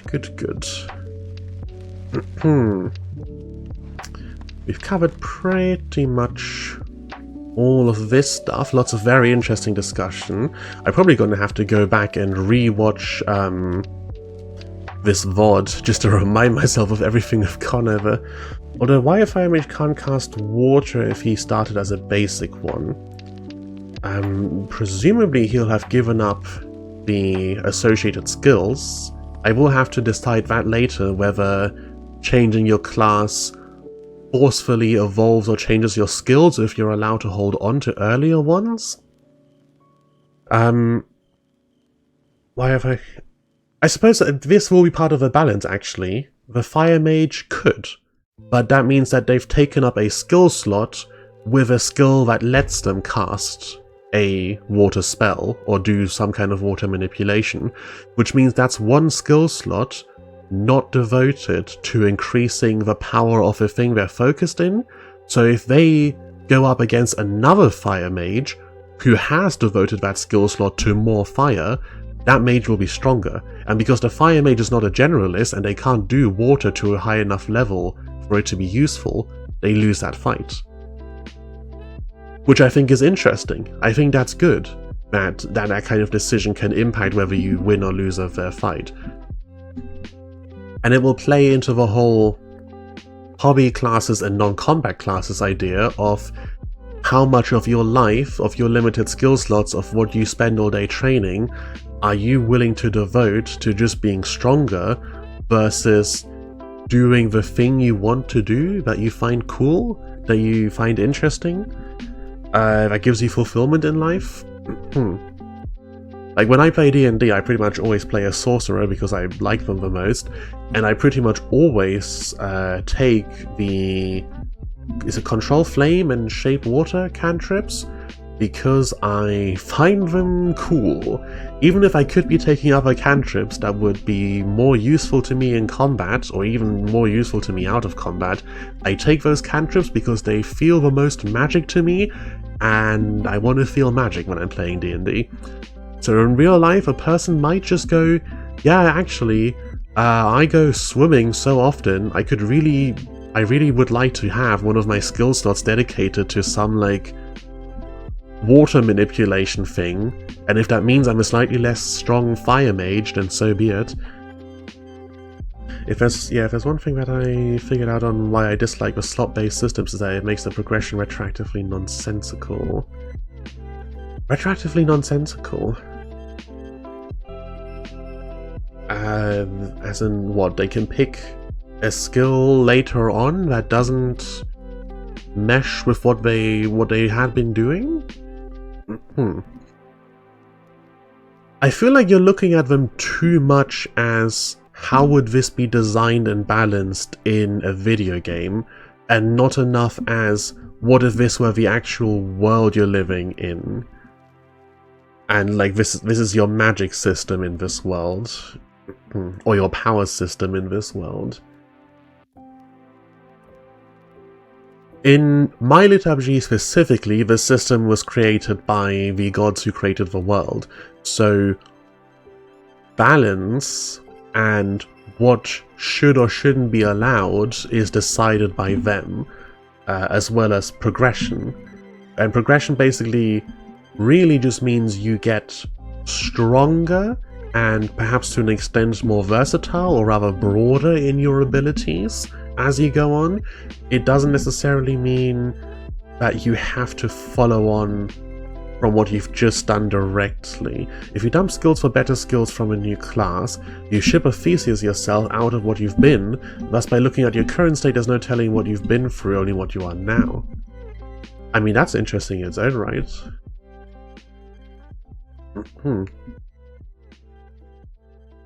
I see the phenomenon you're talking about, and I know that it happens, I've seen it happening. I don't see where the problem with that is, though. That makes perfect sense to me, in terms of progression. I want to say I've played some actual games that functioned like that. I mean, most recently I've been playing a bunch of Balatro, and there are times in a run where I will just hard pivot. You know, I've been running a bunch of chip jokers to get me through the early game, and then I come across like DNA and the family joker, which gives you ×4 mult if you, I think it's family that gives you ×4 mult if you have a 4 of a kind, and I'm like, okay, we're doing this now, time to pivot. I don't know many other games that function like that, true. What's more RPG like? Armored Core 6? Armored Core 6 has a lot of modability in terms of your outlaw, doesn't it? I haven't played it myself, but I've watched a little bit of it, and I think in that game you can, like, completely rebuild your mech between missions, so as you unlock new parts, you are going to look completely different. For me, it kind of takes away from the feeling of a journey behind you that's tied to progression systems. Now you're looking at it. Well, but I'm giving game examples because I felt like you were looking at it like a video game, and I wanted to give some examples of video games doing it like that. It takes one from the feeling of progression and a journey. That can be the case, definitely. I suppose that will depend on my ability as the author to tie each change to the previous one. Like the progression I gave before of... I need to put this somewhere where it's not in the middle of something. The progression I gave before of like... Mage... Fire Mage... Fire Summoner... Hello Alleyrides, how are you doing? The progression that I gave before of this, in general, could seem a little disjointed. In the actual narrative then, it will be my job as the author to show the character, you know, starting off with magic in general, and then they start to experiment with fire specifically, and start to go like, yeah, actually the kind of destructive power of this suits me really well. But then, I don't know, some incident happens where either they get up close and personal with someone and it's really scarring for them, they don't want to be in a fight like that anymore, or they realize, I've got all this destructive power, but I can only be in one spot. I need to have more control and access of the battlefield. So they become a summoner, summoning fire spirits specifically. And as they do that, and gradually transition more and more to fighting by controlling these things instead of going in and slinging fire directly, they eventually transition over to being a general summoner, so they've got more versatility. They might at that point still have a couple skill slots taken up by little fire magic because they're just too attached to it. And I think that would be a good kind of character moment. Well, not character moment because it won't be just one scene, but that will be a good kind of character detail to show where they've come from and where they are now. There'll still be traces of what they used to be, and their skills and class kind of being informed by what they'd achieved previously. Maybe the spirits they summon, even though they're not fire specifically anymore, still lean towards being very destructive. That could be a way to tie things together. So yeah, it could go terribly wrong. It will be my job as the author to write it in such a way that it feels good and natural to the reader, and I can only hope that I'll succeed at that. Armored Core's whole progression is just having more options, but you progress through your skill to choose and employ them. Definitely. You can treat Armored Core as a slot-based system, but you keep everything you've ever slotted and can return to it with no loss. That's always a big topic in litrpgs. Can you reset your skills and classes? Can you pick stuff up that you had earlier? Yeah. It will be different in the written world. But I guess that's also part of the thing, is that in the litrpg, it's not us, but it's the character who's progressing. So I will have to look at how I write their personality, and then make sure that the progression feels natural and satisfying to them, and by proxy the audience. Which is potentially difficult, definitely. To draw back to the example of one of my favourite litrpgs, Primal Hunter, one of the main character's skills is a skill that enhances melee weapons, and I think specifically enhances melee weapons when he's like dropping down and stabbing down on his opponent. And he is a archer primarily. His strongest attack is always his sneak attack opening move, and then he does a lot of range fighting. But also because of the Spellblade phenomenon, he's very good in melee and can get up close and personal with people, and he has this skill. And it's like, does it technically feel fitting for me? Does it not feel fitting? Does it add or detract from my enjoyment of the character? I think if I were to look at his build in isolation, if I were to only see this is where he started, this is where he stopped, then I would say, no, what is this? Where on earth did this fit into? You started Archer and you finished Primal Hunter of the Horizon's Edge or whatever. Where did stabbing skill fit into this? But having read the story and seen the progression, and I think about the entire arc where we got that and what other characters it ties into, and I go, yeah, I like this being here. And that's not something I can plan out, unfortunately. That I'm just gonna have to sit down and write and hope for the best. We'll see how it works out. For the time being, we are at 2.5 hours in. And I think another stream I was going to watch is also starting at this point. I haven't had dinner yet, I just realized, and it's way past dinner time. I think I need to start looking for who I'm going to raid today. And then we shall get going. Been a very enjoyable stream. Thank you very much for joining me and chatting for a while. Later this week we will continue on with the Cyberpunk story and doing some more writing for that. For now, none of these small streamers that I watch are ever online at this point. Oh, actually, our Mantis is live. There we go. Don't know what he's doing at the moment. Oh, he's doing some calligraphy. Lovely, lovely, lovely.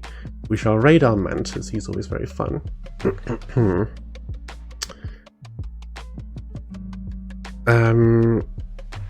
The yappening consumed you. I need to start on my rendition of that. Oh, on your version of the cyberpunk thing. Yeah, I'm looking forward to seeing it very much so. It'll be interesting to compare notes. And yeah, I can talk. How's the saying go? I can talk for England. Left uncontained, I will just speak and speak and speak.